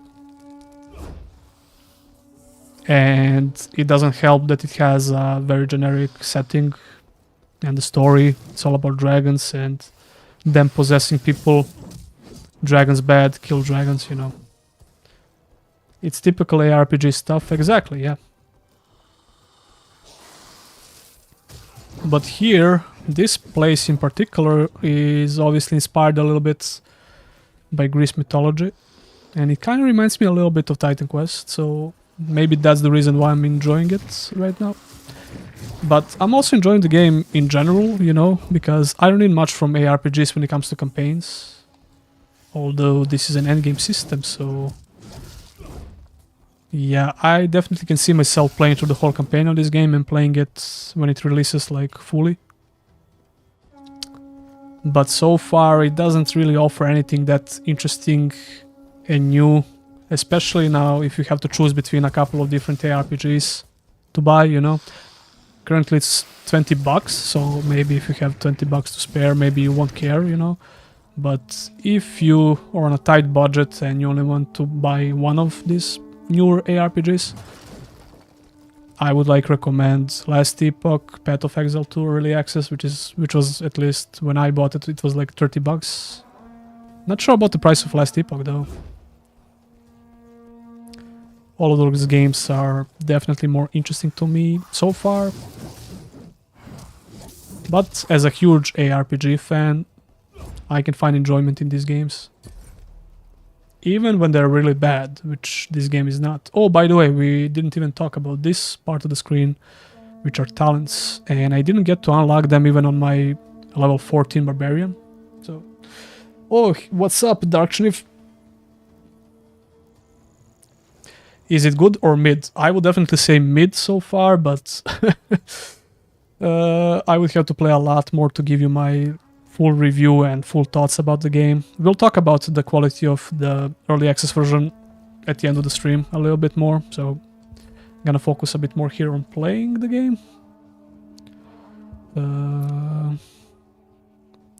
Where the hell am I supposed to go? It usually shows on the map, quite possibly. Oh yeah, it's here. The exclamation mark is blended with the wagon icon. Oh no, it's mid. Yeah, Lucas, as the kids would say, you know.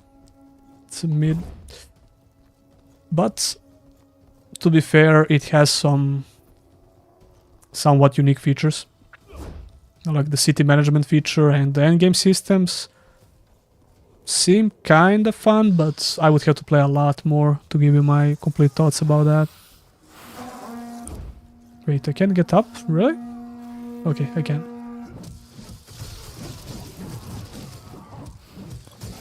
This character, for people who joined like a couple of minutes ago, this character is a new character I just made for the purposes of the endgame. You can choose, you can make a story and prologue character, which makes you go through a campaign, at least the first chapter, which is available in early access. But you can also make an endgame character, like quote-unquote endgame character. I don't know why they make you play with a low-level character in the endgame, because you start as a level 3 character and test out these endgame systems, and this hunt mechanic is one of them. It generates a random hunt quest on the map, which makes you go through a couple of different segments of the quest. You have to do something different, and I assume we're going to fight a boss at the end. The dungeons in the game, so far at least, that I played in the demo and the early access version, all play like the same. You have this meter to fill up. You have to kill a lot of enemies to do that, and then you get teleported to another place where you get another meter that you have to survive. It's like on a timer. Oh, I remember this from the demo. I had some praise for this underwater level design, which is kind of overused in the demo, but this is the first time I got it in the early access version. If it happens that you tried out the demo, I think the early access version looks and plays very similar, but it's much better than the demo. It has a lot more meat on its bones. And this is the bar I was talking about in dungeons. On the left you can see it goes up when you kill NPCs, and at the end we'll get to see a teleport. Wow, something new. Yeah, if you watch my video about the demo, you could see this level quite a bit. I think it was actually overused in the demo, so it kind of got, you know, it's like whatever. The first time I saw it, the first time I got to experience this level, I was very, very impressed actually.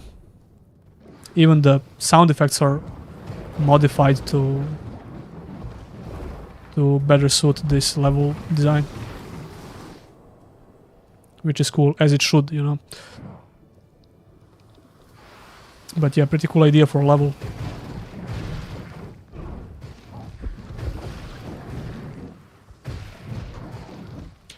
Atlantis? Yeah, actually, kinda. Titan Quest had a DLC called Atlantis.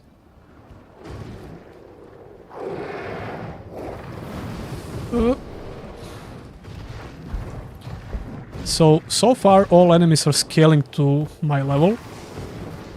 I don't know what to think about that, because I'm not a huge fan of heavy level scaling. Some level scaling, sure, but can't really judge it properly now, but maybe this is just for the sake of trying out the quote-unquote endgame characters, endgame systems. Looks okay, but I'm not dropping Titan Quest to play this. Fair enough. I won't blame you for that.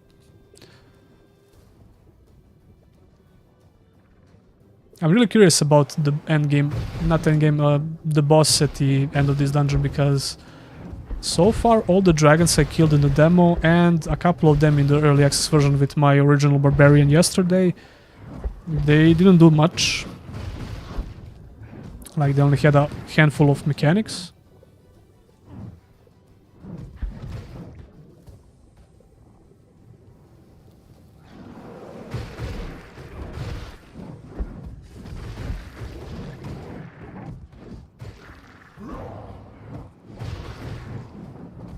Oh, I got another ability, the same that I had with my Barbarian. The Shout, which increases your health a little bit. This is better, this is better. Better. Okay, some light upgrades. Nothing crazy, but... okay, better. I look like a clown. I have like green boots. I look like a freaking leprechaun.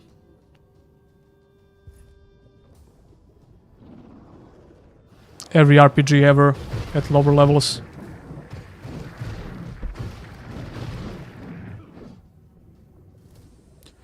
The map layout of this place is quite different compared to the demo underwater levels, I think. At least they look different, maybe they're just randomly generated like that, but... And it's been like a month since I played the demo, so maybe I'm wrong, but they seem a bit different to me.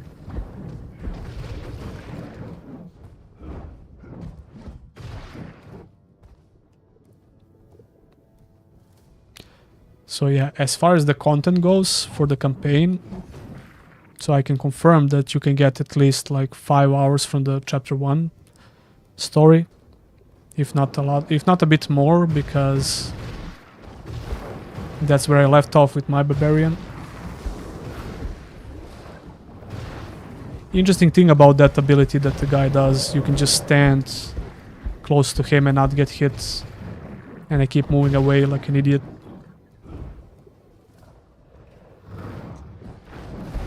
Lack of open spaces still bothers me. Diablo 3 really screwed the industry when it comes to the map design. I mean, yeah, Diablo 3 had narrow corridors, a lot of them, but you can find a lot of, well, a couple of ARPGs with open-ended maps, like Sacred 1, Sacred 2, Grim Dawn, Titan Quest, even Titan Quest 1,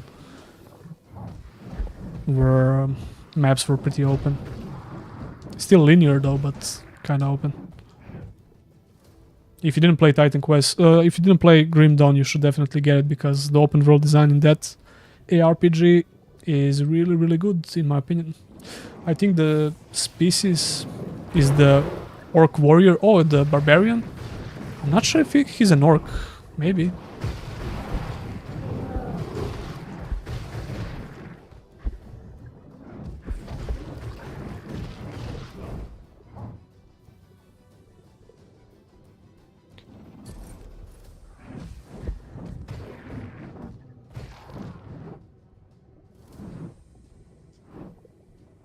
So glad I discovered this channel, it's just what I was looking for. Glad to have you here. Agonin? Did I say that right? Probably not. Glad to have you here, man. Glad you catch the stream. Can't talk. Glad you managed to catch the stream today. Gonna play a little bit more of this game, and I'm gonna give you my thoughts about the early access version at the end.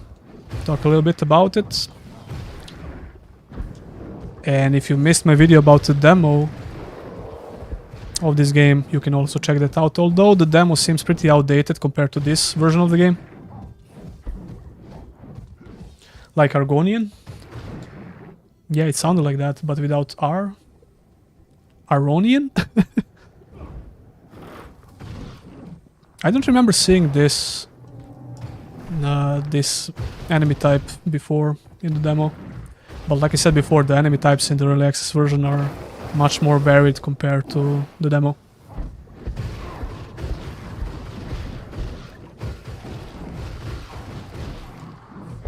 But I don't know, when it comes to endgame systems, I really have to care about your game quite a bit in general to come back and play the endgame, you know. Which is not something it happens very often, to be honest with you.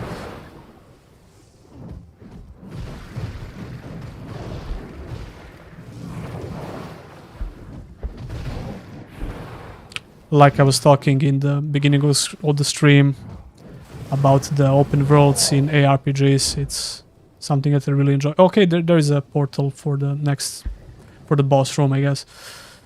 Yeah, I really like ARPGs with great open world design, but there are only a handful of them out there, and they are pretty old by now, so not a lot of people are interested in those games anymore.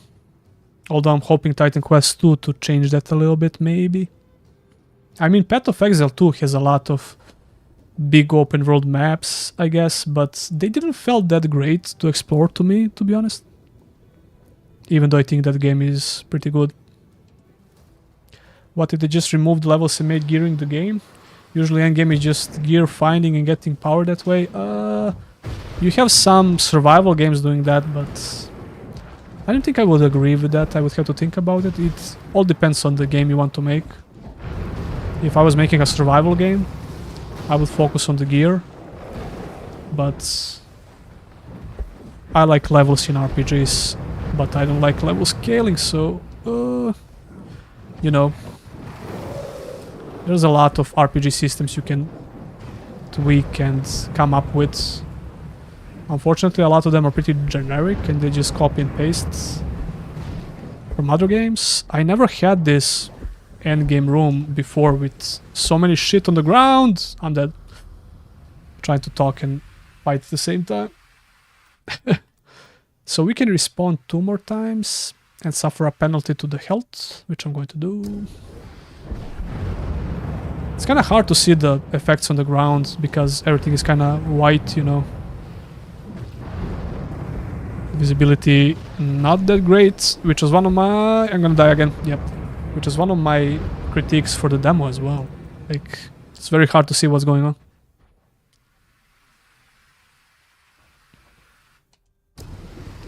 Once more.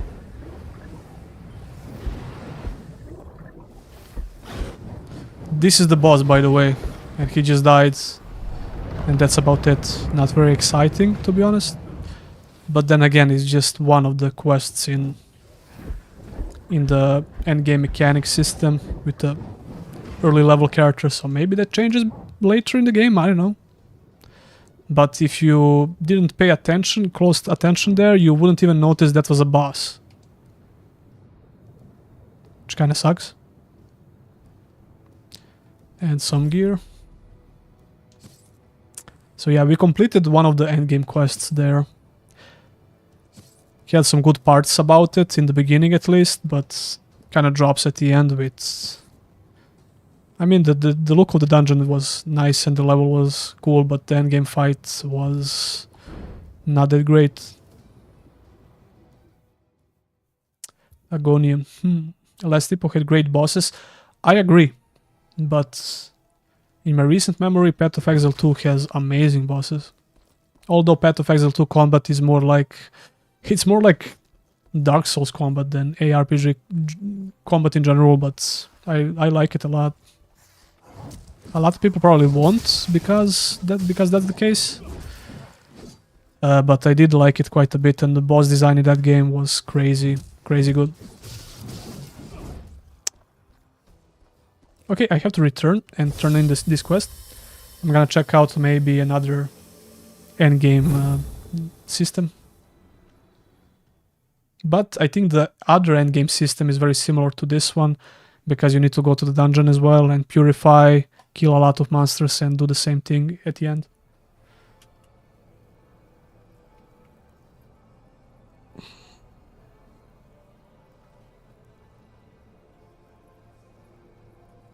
I have certain content creation questions, C4G. Yeah, sure. Ask away. You can ask me about pretty much anything. I won't mind. And if I catch your message, I'm gonna answer, so... Reach the ruined villa. Where the hell is the ruined villa? Oh, it's... Oh, okay, I'm stupid, never mind. Need to go back.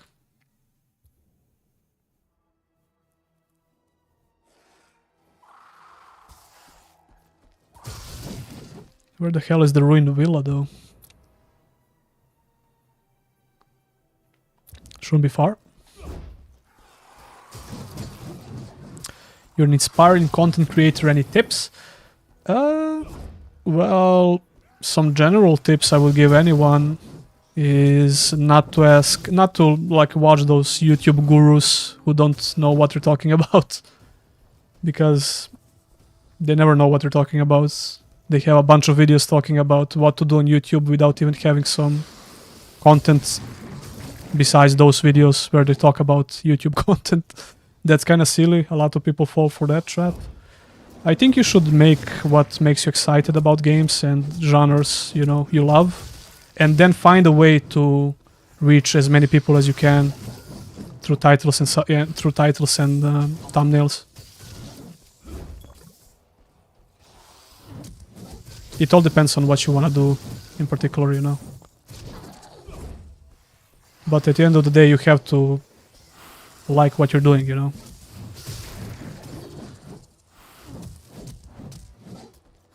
Like, I don't know, for example, if you want to make a review about a certain older game, you have to find a way to, you know, make it interesting. I'm not talking about the quality of the videos in general. I'm talking about getting people to watch your content, you know. Because there are so many videos out there with great quality, like great quality videos, which reach only few amount of people, you know, lower views and stuff like that. But the beginning is very hard. Oh, my voice is cracking. Okay, I never experienced this before, by the way. The beginning will be very, very hard. I started all the way back in 2011, actually, with Skyrim Let's Play videos. I don't know if you guys knew that. But yeah, that was my beginning, basically.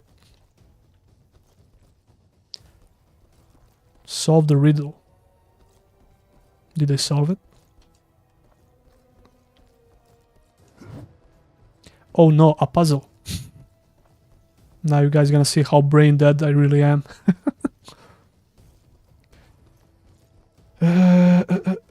When you're making another peak male fantasy video? Oh, I'm glad you're asking that, because I have some plans for such videos, but I have to find a proper game franchise, or just game in general, you know. There's a lot of them. There's a game called Dante's Inferno, which is also pretty brutal. Could be a nice fit for that kind of a video, you know. Okay, so we can either make them all blue or green. But what about this? Nothing? Okay. Yeah, green or red, okay. And we have... Should we just... Green, blue, green. Okay. I think I know what's happening here.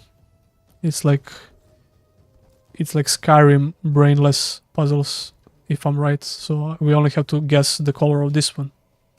Yeah. Yeah, this is some Skyrim level bullshit when it comes to puzzles. Like, you have this puzzle here, and these colors are showing you which color you have to choose on the pillar.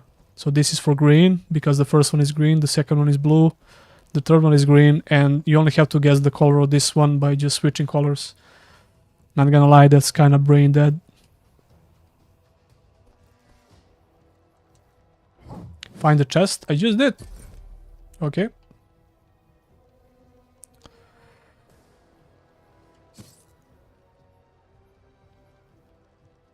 Is that it? Go to the Arenas Island. Okay, there's more to this quest. I thought the quest is going to end very fast once we complete the dungeon, but apparently not.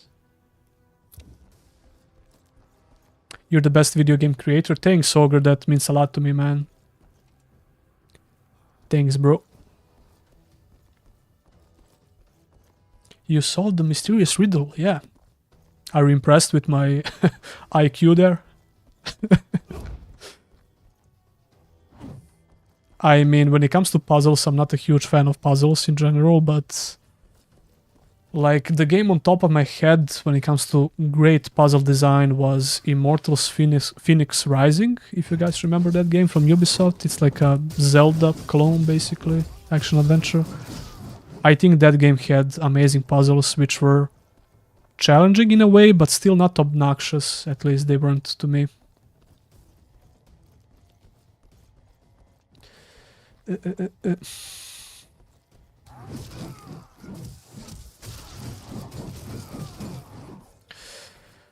I'm not sure what you were talking about, Agonian, before, about some political things in games. Do you want to make content related to or you're just getting suggested content from political content in games or something like that? Identity politics and stuff like that, I imagine, right? I just couldn't watch, dudes. There's a lot of like, even like some of my videos are addressing some of those issues because they're right in your face. For example, my review about Avowed made some people angry. And I was just trying to be objective, you know. The thing I care the most when it comes to game reviews and games in general, when I'm covering games, is the gameplay and the story. But if you have these political things which are in your nose, in your face, of course I'm going to address it at least and give you my honest opinion about it, like I did in the Avowed review. But I'm definitely going to focus more on the gameplay, the story, and if the game is fun, which is like, at the end of the day, I'm just looking for a fun RPG to play. Like, I don't give a crap about this political bullshit. But if the developer, if I even for a second, if I notice that the developer is trying to push some political agenda, I'm going to address it. Still, I'm going to try to be as objective as possible in the reviews. But unfortunately nowadays you have a lot of people, even in the comments, who are just thinking emotionally and not even trying to be objective, you know. And a lot of people watch game reviews for validation and not for objective opinions, you know. They just care if the reviewer is going to say, oh, this is a great game, tell me my game is great, or tell me this game sucks, you know. But it is what it is. Yeah, somebody said, just make content you want to make, put it out there, see what's the reaction from people, and learn from your mistakes. So, see what people like to watch, what they don't like to watch. Take the feedback seriously, especially in the beginning, and then try to build upon, you know, from there. So this quest just keeps going. Now I have to destroy the harpy's nests again.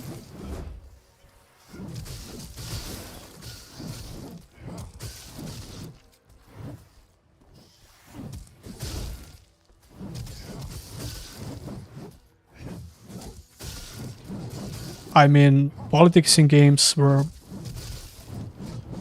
like there since forever. And it's okay to have political issues inside the games. I mean, a bunch of games have them, you know. But when a developer is trying just to push something, it's very obvious when they're trying to do something like that, you know. And the main issue for me when it comes to games like that is not even the political issues, is like, it just brings me back to the real world. I don't want to think about the real world when I'm playing and you can see I'm being sincere there because I died and didn't pay attention. I was thinking about what I'm going to say. Like, I want escapism from RPGs and games in general. I don't want to think about the real world bullshit, you know? And anything that's making me break, like anything in the game that's breaking the immersion in a way, yeah, I'm going to have a problem with that, you know. And it's so obvious when developers are trying to do that.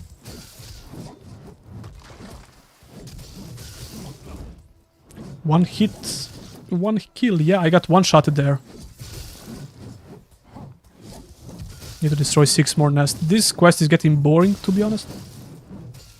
But we're gonna finish it, and I'm gonna talk about the quality of the game a little bit. And the early access version in general.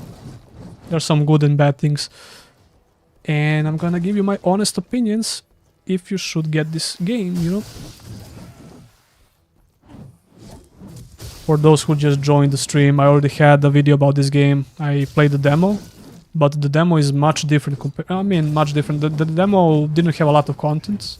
It was kind of bare bones. And this early access version of the game has full chapter 1 that you can play.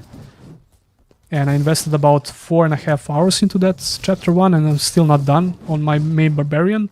But this Barbarian is just an endgame character that you can make and test out the endgame mechanics, such as this quest we're doing right now.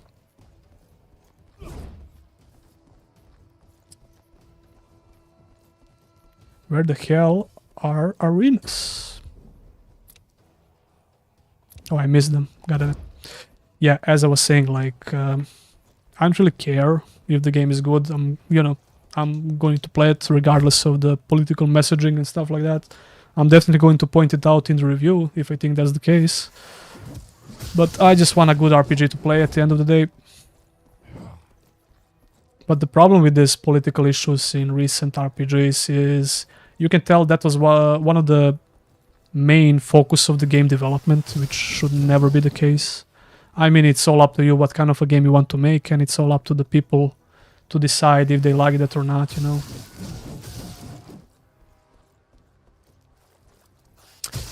Kill the harpies guarding the nest. Oh, this looks interesting. Looks like a place where I'm gonna die.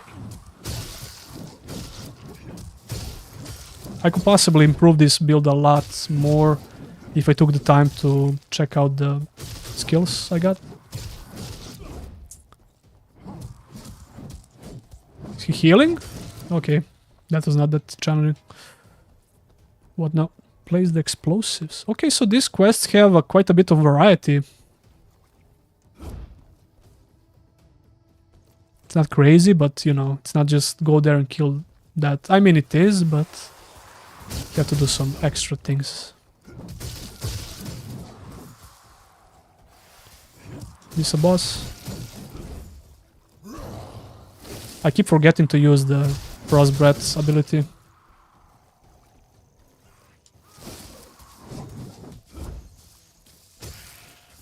Okay, dead.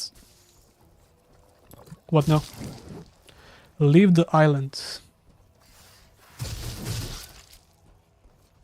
This looks cool. What do you guys think about the game so far, by the way? I was like talking about it quite a bit during the stream. But what's your impressions just by watching the stream?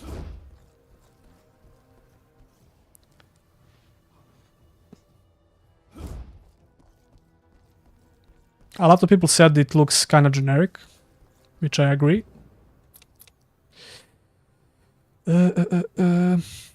Should I teleport somewhere? Oh no, it's the same place, never mind. Or is it? Oh, once again the icon like blended with the wagon icon. Not sure about the gameplay. I play it if it was 2009. Fair enough. Explain skills better. I'm going to talk about the major features when I'm done.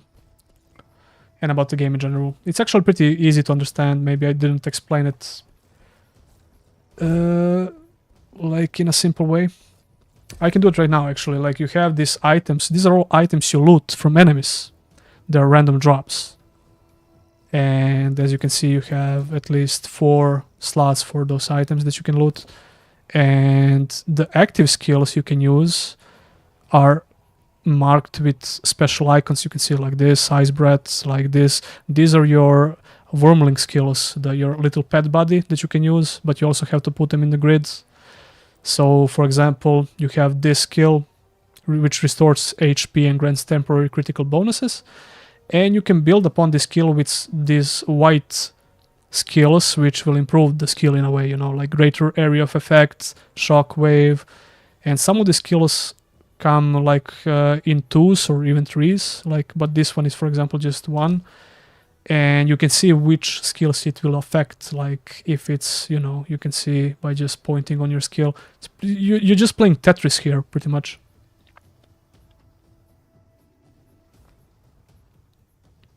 My only concern is that generator skill. I hated that on Wolcen and Diablo 4. Hope we can get rid of this.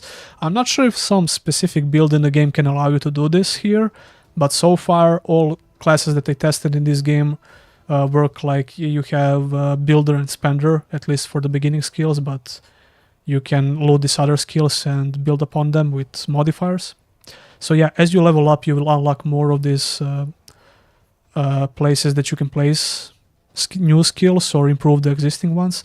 And later on in the game, as you can see here, the red thing that says inactive, 2 out of 8 modifiers. If you guys can see that, that's the symbiosis skill, which is supposed to be a very, very strong active ability that you can use once you get to at least, I think, was it 6 or 8 modifiers? I can't actually remember. That's a strange mechanic tree. It's not exactly unique because some other ARPGs had it in the past. Like there was a game called Undecember, which came out last year, I think, which had a similar progression system. C4G, do they have mage classes, etc.? Yeah, you can rewind my stream and see me playing with the mage class in the prologue.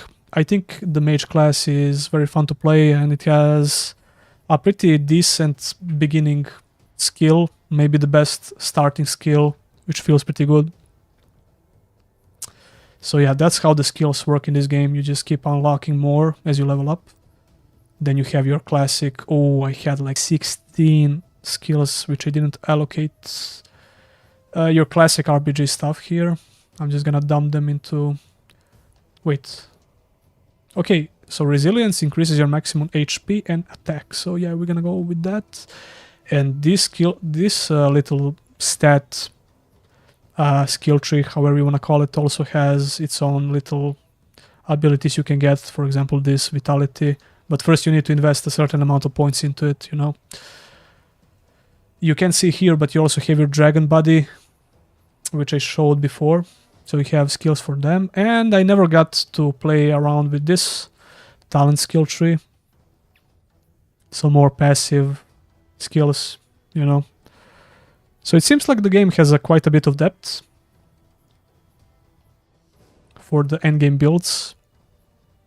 Not sure if that's actually the case. The itemization so far was kind of underwhelming, but we have to remind ourselves that this is just low-level gameplay. Even my level 14 Barbarian is still considered as low level, so who knows how the itemization is going to work later. But so far I've been just getting some trash white items and a couple of blue items on my main Barbarian hero, which are slightly better, but that's about it. So I can't really... never mind. So I can't really talk about the itemization that much.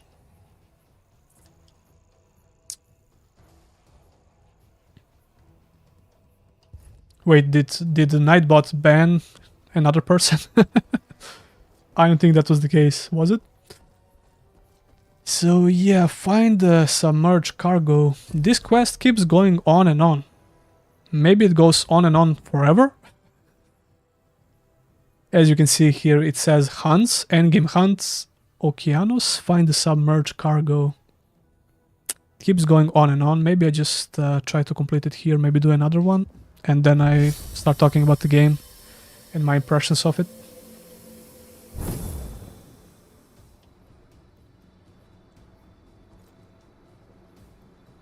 Does it have WASD movement? That's actually a great question. I played with the mouse and keyboard a little bit, but I don't remember. Wait, let me try.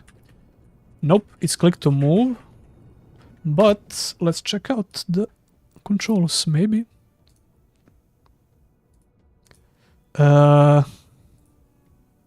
Maybe keyboard?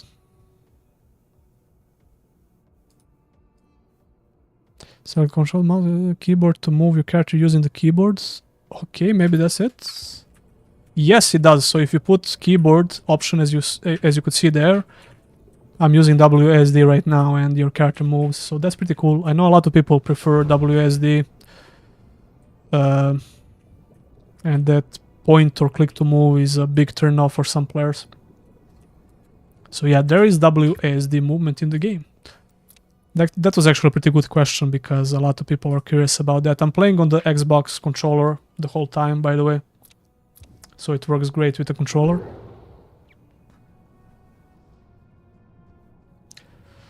So yeah, let's see if we can finish this quest and talk about the game.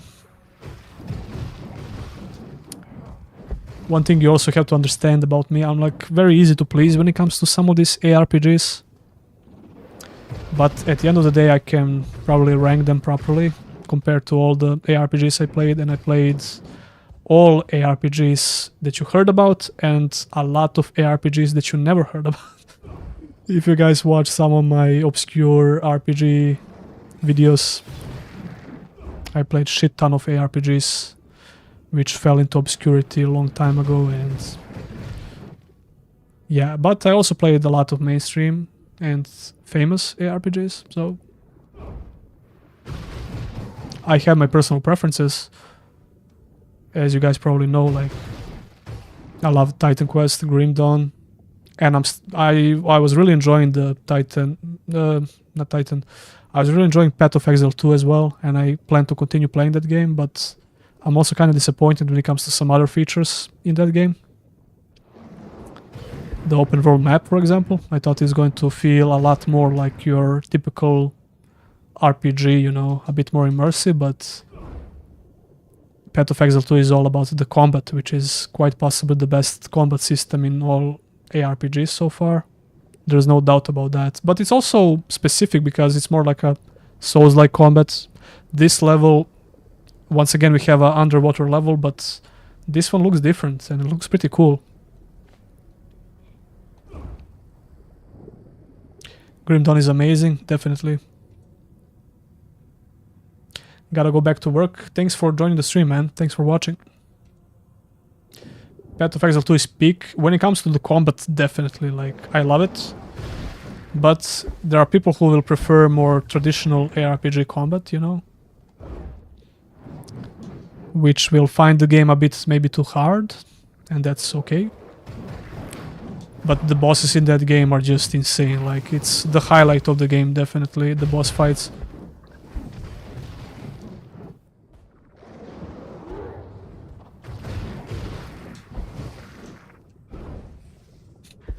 Talking about it makes me want to play it, by the way. So I can't wait to play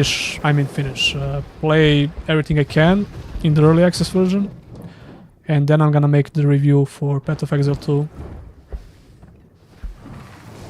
Like I said, there are some disappointing things for me personally, but a lot of people won't even care about those features in these kinds of RPGs. Still though, if I find it important, I'm going to talk about it in the video, so...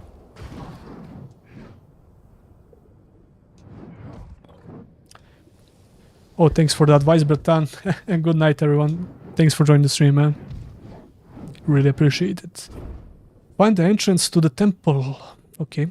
I'm wondering about these underwater levels in the game. Are they just maybe just copy and pasting the same, you know, underwater theme on some of these levels and just putting the whole thing into a randomizer or something? Not sure. But no, this is not a dungeon. Like, so far, all underwater levels I played in the demo and in the early access version were in the dungeons. And this is a proper location, okay. So it's not randomized.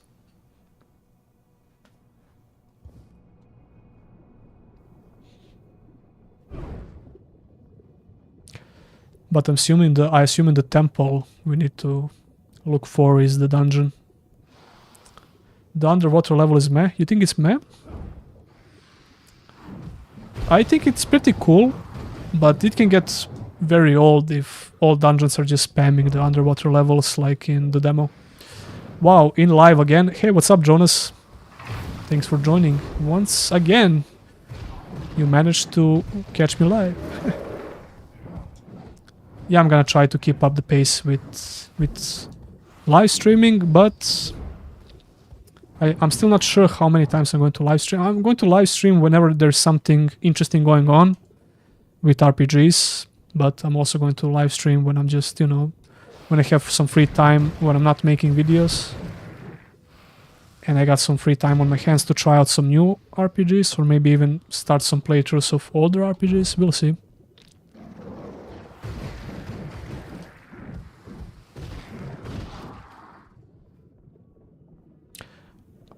I remember me of Marvel Ultimate Alliance underwater level. Marvel Ultimate Alliance, was that an online action RPG, right?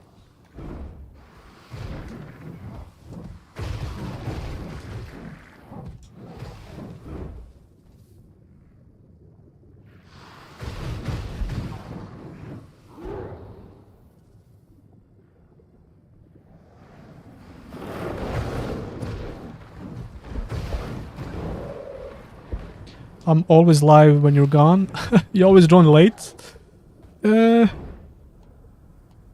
I'm going to stream at least a little bit more, talk about the game, and that's going to be it for today, but I can promise you I'm going to stream more. And this live stream is also going to be available as a video, so if you prefer watching the video, it will be on the channel. No, there are 3 Marvel Ultimate Alliances and 2 X-Men ones. The X-Men ones are older and all 5 are Diablo ARPGs. How the hell do I not know that? Maybe I do, maybe I saw the gameplay for some of those games. Marvel Ultimate Alliance. Are you sure they don't have online or co-op features? Almost dead. Okay, there we go. Wait, this is kind of cool. This a dead end? Yeah. Okay, this is the entrance to the temple, which is probably just a dungeon. So what are the chances that the dungeon will be another underwater level as well? That would be kind of silly, but I think the chances for that are actually kind of high. Are we gonna stream some more tomorrow? I'm not sure about tomorrow because I have some videos to make. I also have some sponsored video to make, and I'm also gonna work on quite possibly Titan Quest 2 video. And I also have something for tomorrow that I can't say yet because it's under embargo. So there's a lot of work to be done tomorrow, but I'm gonna definitely stream at least a couple of days a week. That's the plan so far. So probably not going to have a... What did I just say? I just said that there is a high chance that we're going to get another underwater level. From an underwater level.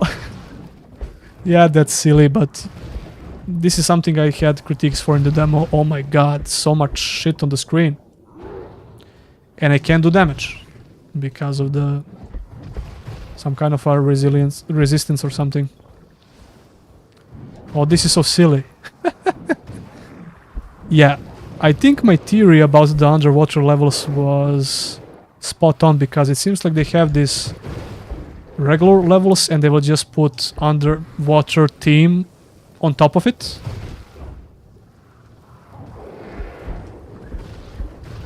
I'm pretty sure that's how it works. Yeah, I was right.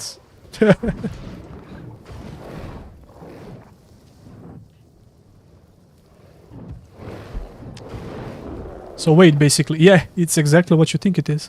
It's another underwater level. So the cool factor of the underwater levels is going down quite a bit. Because maybe it's just a random number, you know. But it seems like they still don't have a lot of variety in dungeons when it comes to different levels and themes of the level, you know. But once again, the game is in early access, so a lot of these features can be forgiven, you know.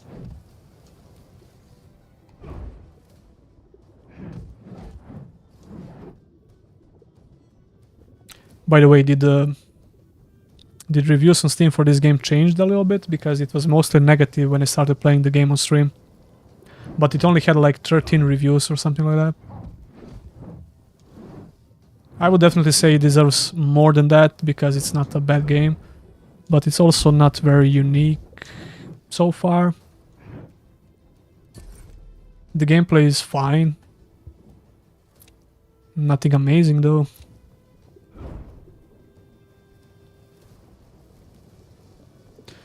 Defending the ancient lands of Atlantis. Exactly. This just makes me want to play Titan Quest Atlantis DLC. Mixed right now, so it went up a little bit, which was to be expected because a lot of those negative reviews were about the performance. Some of them were about the general vibes of the game and how it feels a bit generic, which is what a lot of people said in the chat as well, so...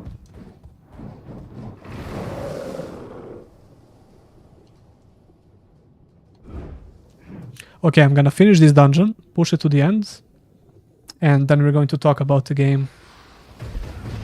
Give you my general... well, I can't say first impressions because I played the demo quite a bit, and I also played early access version so far, at least like around 8 hours, something like that, at least. Is it Diablo-like? Yeah, it's a Diablo-like ARPG. With some strategy elements, I guess, because you get this big city which you can upgrade and get some gameplay benefits from that, you know. It's like a hub area, but a hub area which you can upgrade and get some gameplay benefits. The co-op will also be available for this game in future updates, so that's going to be interesting.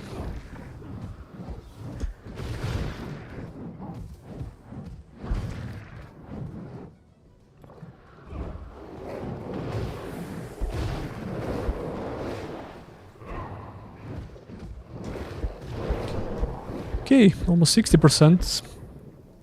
So yeah, all of these dungeons so far worked like exactly the same.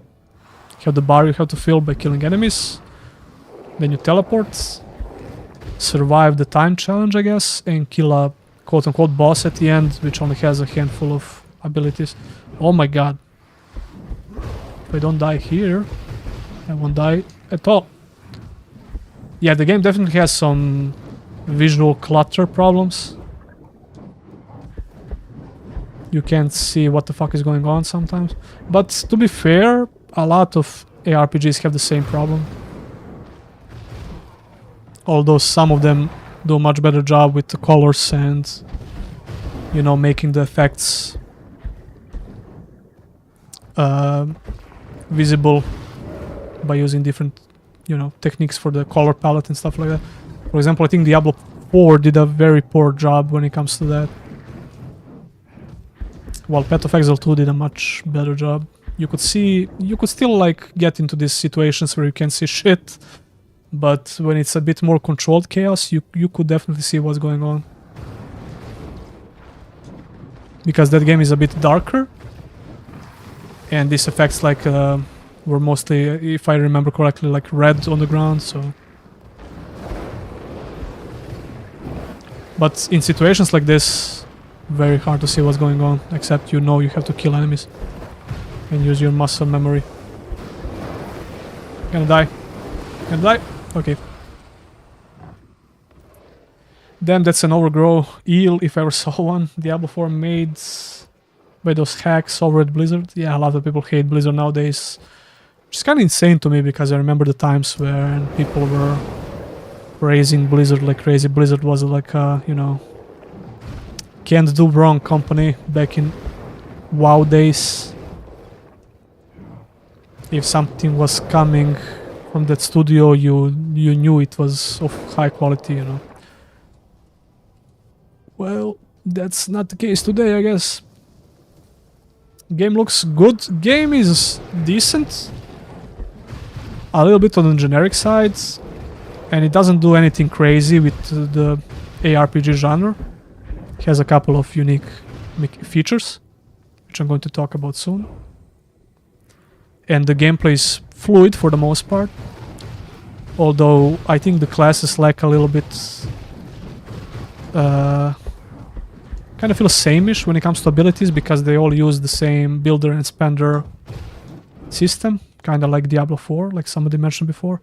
And we get a teleport, okay. Don't you guys have phones? That fucking meme will never die, okay. Never had this one before.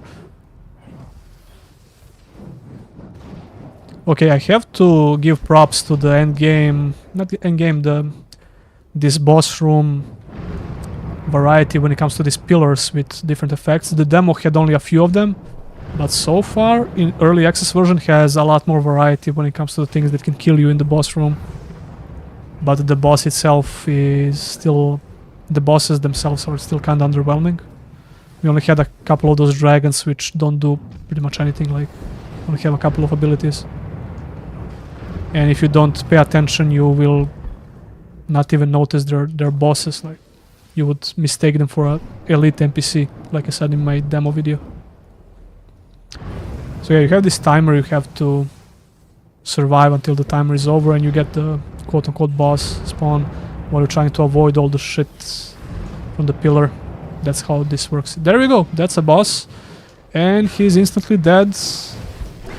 But to be fair, that's also related to the difficulty you select, and I'm playing on hard, and there's like 10 more difficult... I'm not even exaggerating here, there's like 10 more difficulty levels in the game you can select. Yeah. Okay. Wait. Is my inventory full again? God damn it. That's worse. Worse. Better.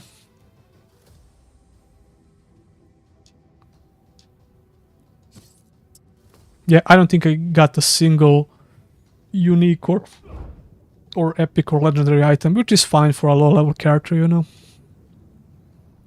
Not much of a legendary item if you get it at like level 10. I'm level 9 by the way now. Okay. Let's teleport back and talk about the game. Do you ever play multi games? You probably mean multiplayer games, right? And no one would have the fun of being in your game.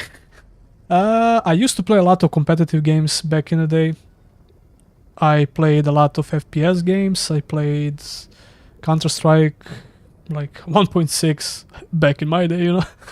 I played that. I also played some older Call of Duties, like Call of Duty 4 a lot. I played WoW PvP back in the day, in Mists of Pandaria expansion. Played a lot of them back in the day, but in the last, like, I don't know, 5 or 6 years, I didn't play like anything seriously competitive. I just prefer single player games nowadays to chill, you know.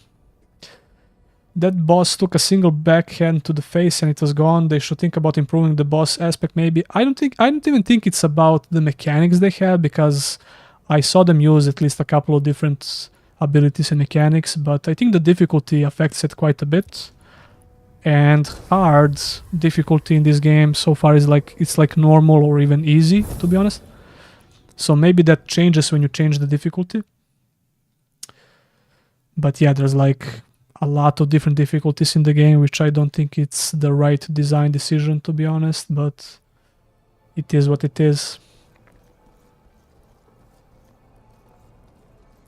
So yeah, this game, so far, I would definitely see myself playing the full campaign when it's out of early access, because the chapter 1 that I played with my Barbarian yesterday took around 4.5 hours, and I was playing, and I was not even rushing, I was playing it normally, and I got like 4.5 hours out of it in the first chapter, and there is a very decent amount of visual variety in the game, even just in the first chapter, so that's a big positive for me.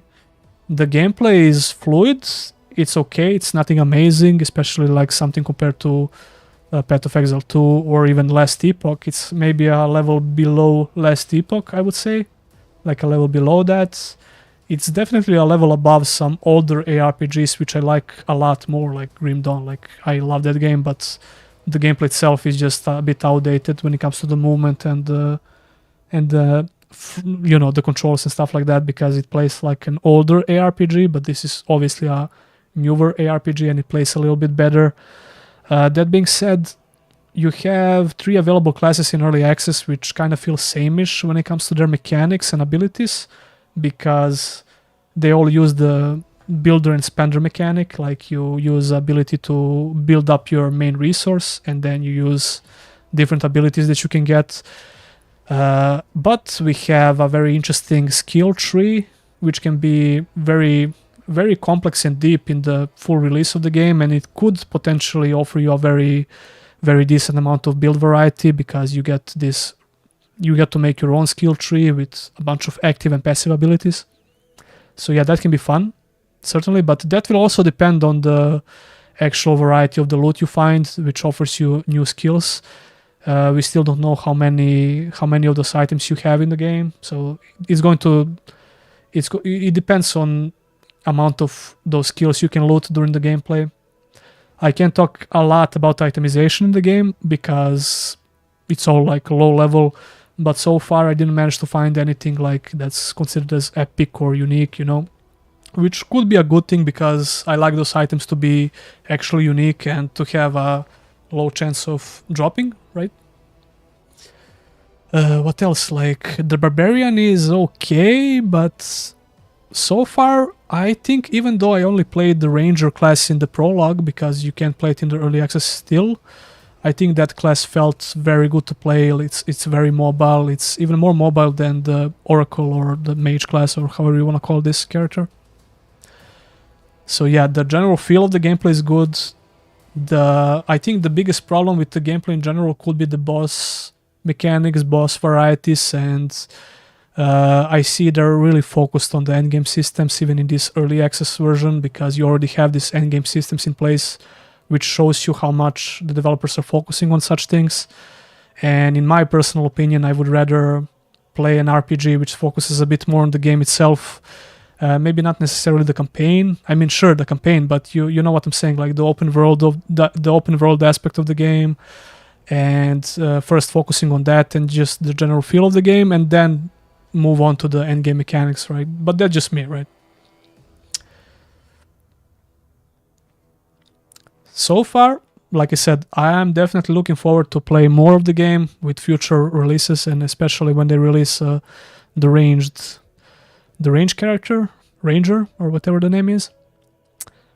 Then we have the pet aspect of the game, and all characters, all classes get to have this pet, which you can customize a little bit. He levels up with you.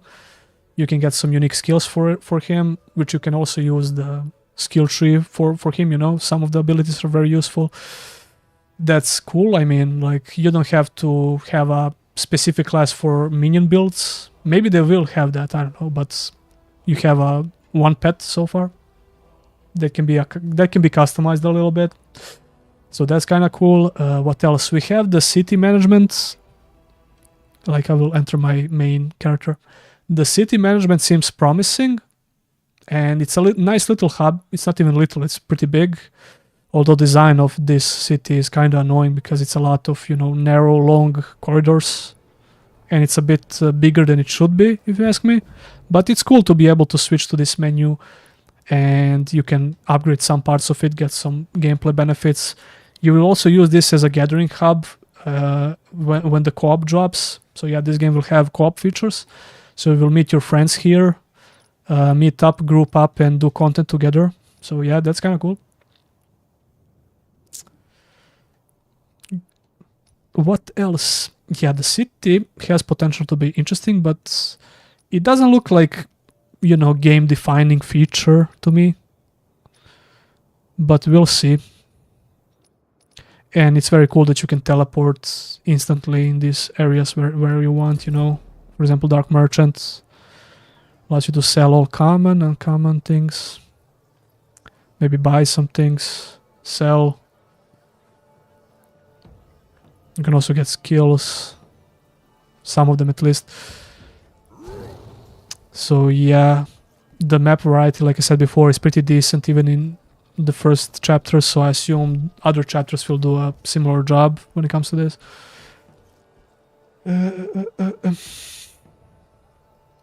So yeah, decent, if not a bit generic. It looks okay to me.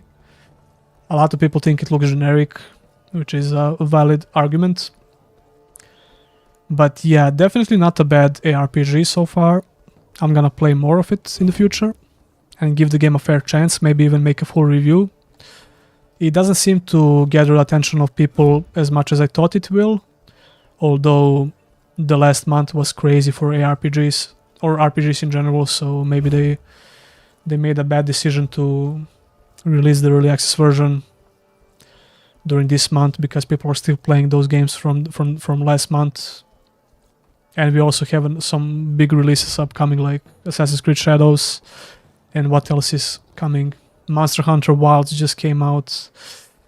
I bought the game, I showed it before, and I can't wait to try it out because I'm a huge Monster Hunter fan, by the way. I bought it for PS5, bought the Steelbook edition of it. I like to put my money where my mouth is, you know.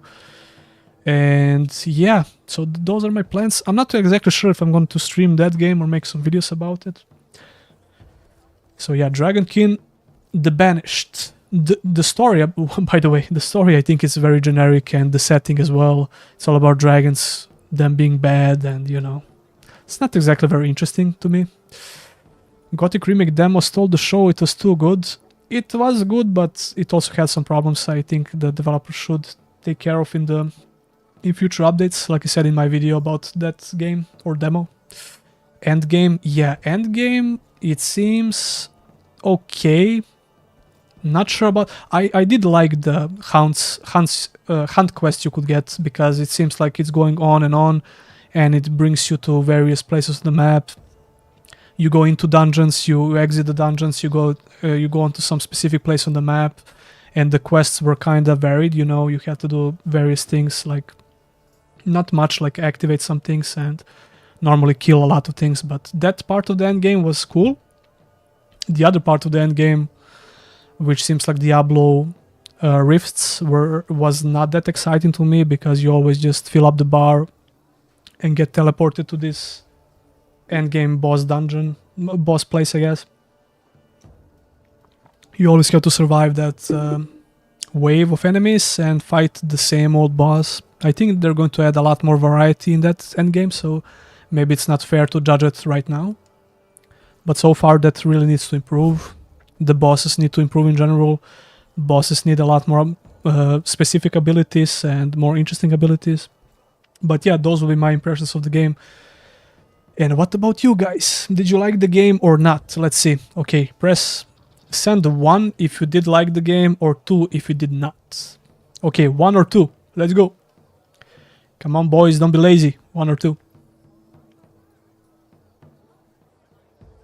It's currently mixed on Steam, so that's better than mostly negative. It started off as mostly negative, so... So did you guys like the game or not? Let's see. 1 for liking the game, 2 for not liking the game. Let's see. 1.5. No cheating here. 1.5. 1. Yeah, it's like mid, right? 1, 5, 2, 42. Chucky, don't be a little rebel. So a couple of those 1.5 tells me that the game is mid, which some people said, like, and it could be an accurate way to describe the game so far. 1, but yeah, I saw a couple of 2s there, but a lot of 1s as well. Yep, it's kind of mid, right? 10 out of 10 IGN. I think IGN is going to, if they're going to review this game, and I think that's going to be the case, they're going to give it, okay, quote me on this, they're going to give this game either 5 or 6 out of 10. Probably 6 out of 10. I think they're going to go with 6 out of 10 if they're going to review the game, in early access at least. I can afford to not play this, doesn't feel unique. Yeah, that's totally valid argument to have. So yeah, guys, my voice is like completely fucked. So I'm gonna end it here. I think I covered everything I wanted to cover about this game in early access, and I also made that video about the demo. Although, to be fair, I think this version of the game, the early access version of the game, is a lot better compared to the demo. So I'm being a lot more positive towards early access version of the game than the demo. Still, though, I think this game is pretty mediocre so far, and it has some problems. But it's not a terrible game, and I can see myself playing through the whole campaign, come back to it when there's more content, and maybe stream it a bit more, maybe make a full review for it. So yeah, that's about it. And add 2-handed weapons. Oh yeah, 2-handed weapons for sure. Yeah, it's disappointing that the Barbarian can only carry like 2 one-handed weapons. I much more prefer 2-handed weapons. Yeah. Anyway, guys, thanks for watching. Thanks for joining the stream. And I hope to catch you in the next video or the next stream. Thanks for watching, guys. See ya. See ya. Oh, wait. I got used to my camera being over there. So I was like going instinctively over there. See ya in the next one. But it's over here right now. So see ya in the next one. Bye, guys.